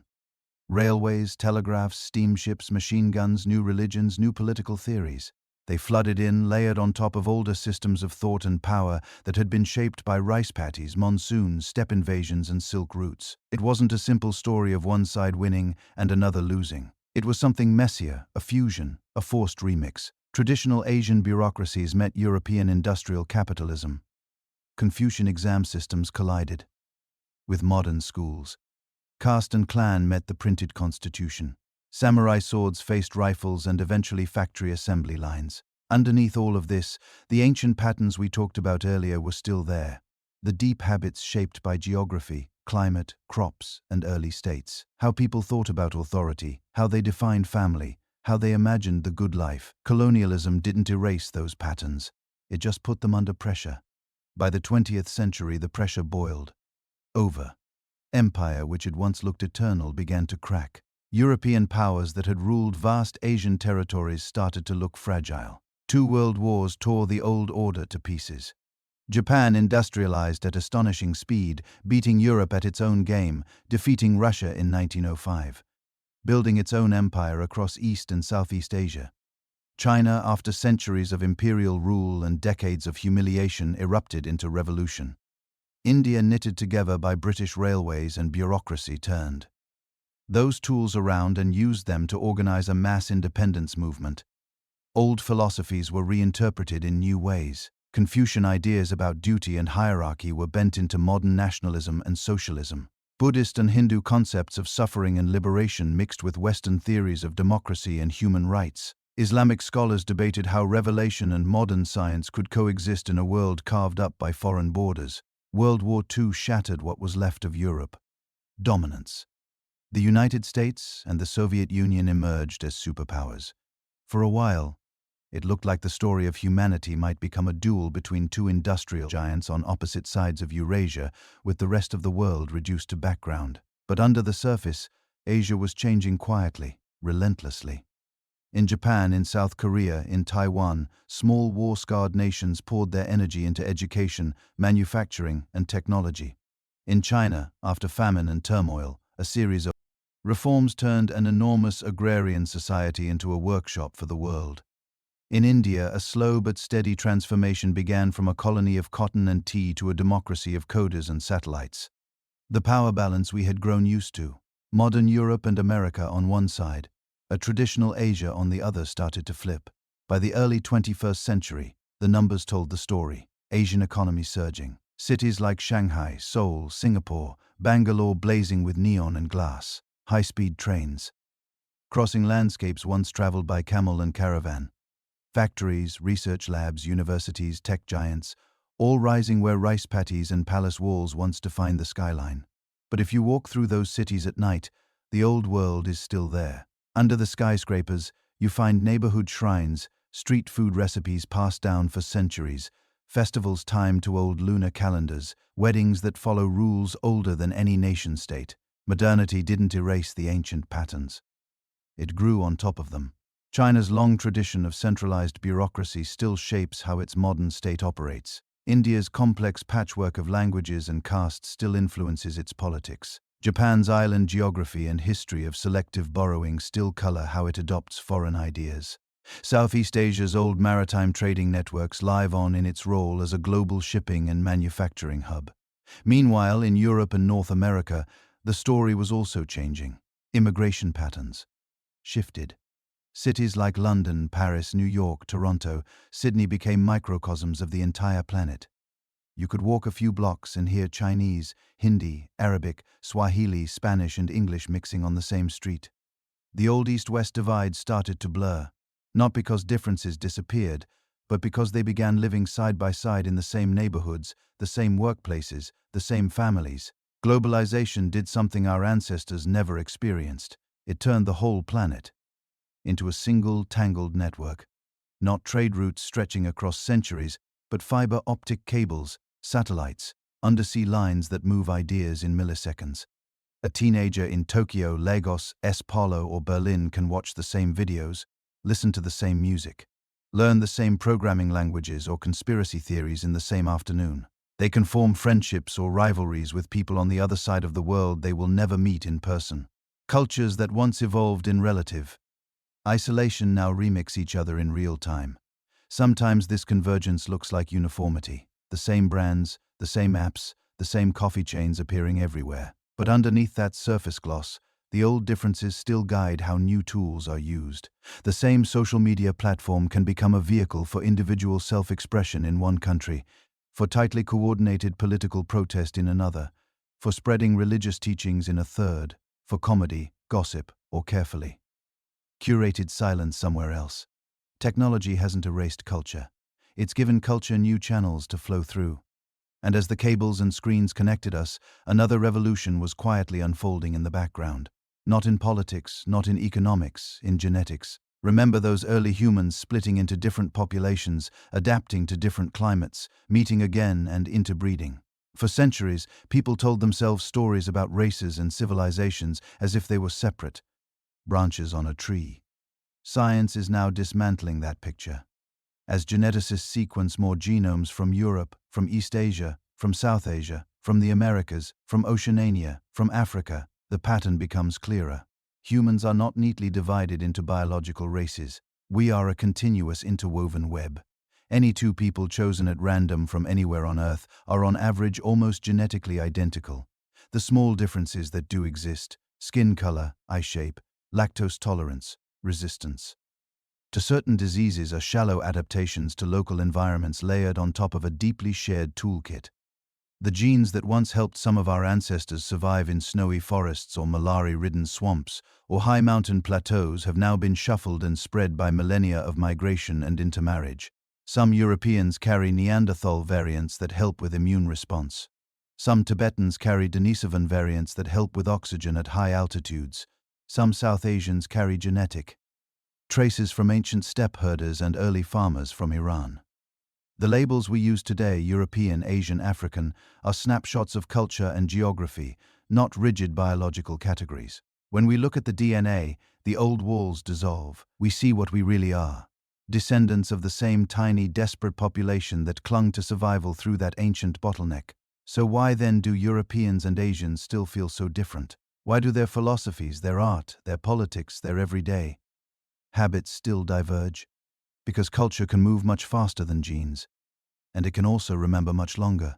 Thousands of years of rice farming versus wheat farming, of monsoon trading versus Mediterranean sailing, of steppe invasions versus ocean barriers, of emperors, shoguns, sultans, parliaments, and party committees. All of that has left deep grooves in how societies think and act. Those grooves don't vanish overnight because smartphones appear. They bend the way new technologies are used. They shape what people expect from their governments, from their families, from themselves. At the same time, those grooves are not cages, they're starting points. Humans are astonishingly adaptable. We can take tools invented in one context and twist them to our own purposes.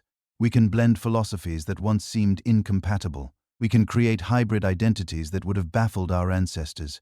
Chinese-Canadian software engineer, Nigerian-German musician, Japanese-Brazilian farmer, Indian, American Buddhist activist, each one a living bridge between once separate worlds.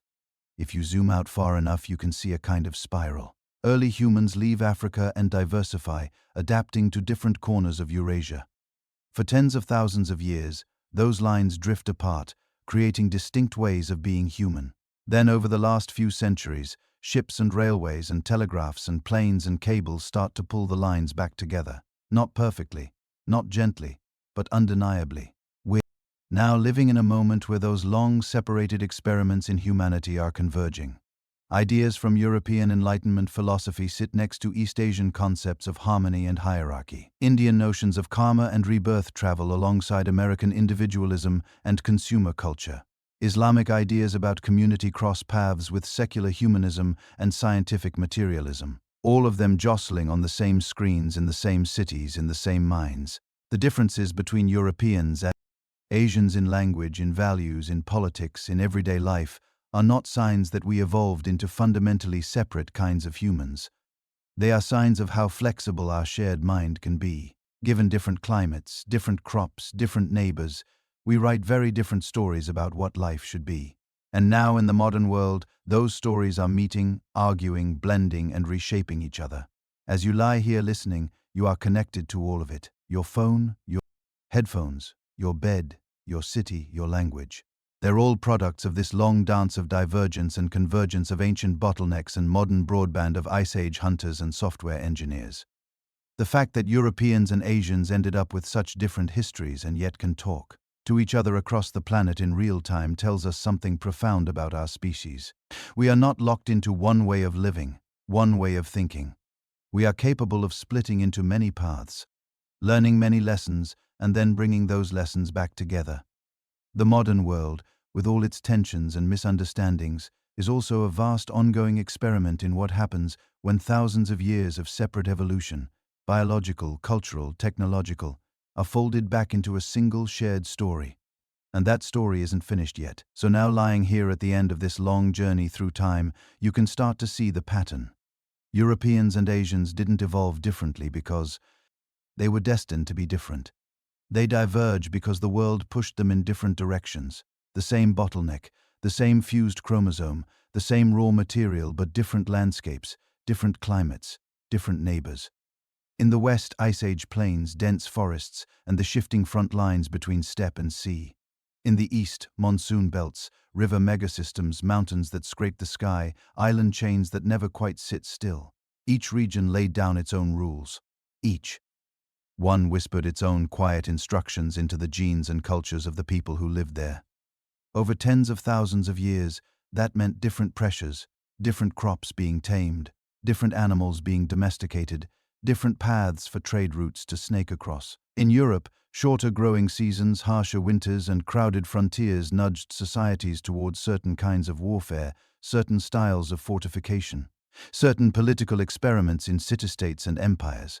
In Asia, vast river valleys and monsoon rhythms favored rice or millet or wheat, bureaucracies that could manage irrigation, philosophies that thought in terms of harmony, balance and cycles, layer climate on top of geography, layer language, families on top of trade routes, layer belief systems on top of all of that.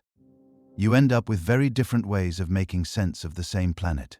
But under those differences, the unity never goes away. The farmer chiseling terraces into a Chinese hillside 2,000 years ago. The shepherd guiding his flock through a cold European valley at the same time. Both of them carried the same ancient genetic signature. The echo of those 1,280 survivors who refused to disappear. Their brains worked on the same operating system. They dreamed with the same neural wiring. They told stories around fires lit with the same ancient mastery of flame. What changed from place to place wasn't the species, it was the story. Europe told its story through sagas, cathedrals, parliaments, and printing presses. Asia told its story through epics, pagodas, imperial courts, and scholar bureaucrats. Different scripts written on the same page, different melodies played on the same instrument. When you look at the map now, glowing faintly in your mind as you drift towards sleep, city lights scattered across continents like constellations fallen to earth, it's easy to see separation. Countries, borders, cultures, languages, Europe on one side of Eurasia, Asia on the other. But if you zoom out just a little farther, if you stretch time from days to millennia, the lines blur. You see migrations, not borders. You see trade routes, not walls. You see families moving, mixing, splitting, and rejoining in an endless slow dance. The question, why did Europeans and Asians evolve so differently, quietly dissolves into another question. How did one species find so many different ways to be human? And that question has a gentler answer. We adapted to where we were.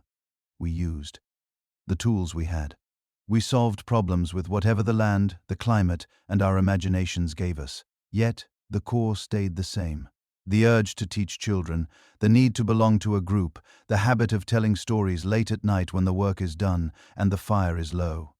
Right now, you're part of that same ancient pattern, listening in the dark, letting your thoughts wander across continents and centuries. Maybe you're in a city apartment, the window glowing with distant streetlights. Maybe you're in a quiet village. Maybe you're somewhere in between. Wherever you are, you're invited into this shared story. If you'd like to keep traveling through time with me, you can gently tap like so this story doesn't get lost in the algorithmic noise. You can subscribe so the next chapter finds its way back to you when you're ready to drift off again. And if you feel like sharing a small piece of your own journey, you can leave a comment telling me where you're listening from. A country, a city, a little corner of the world. It turns this channel into a tiny map of our species. A constellation of listeners scattered across the planet, all falling asleep to the same story.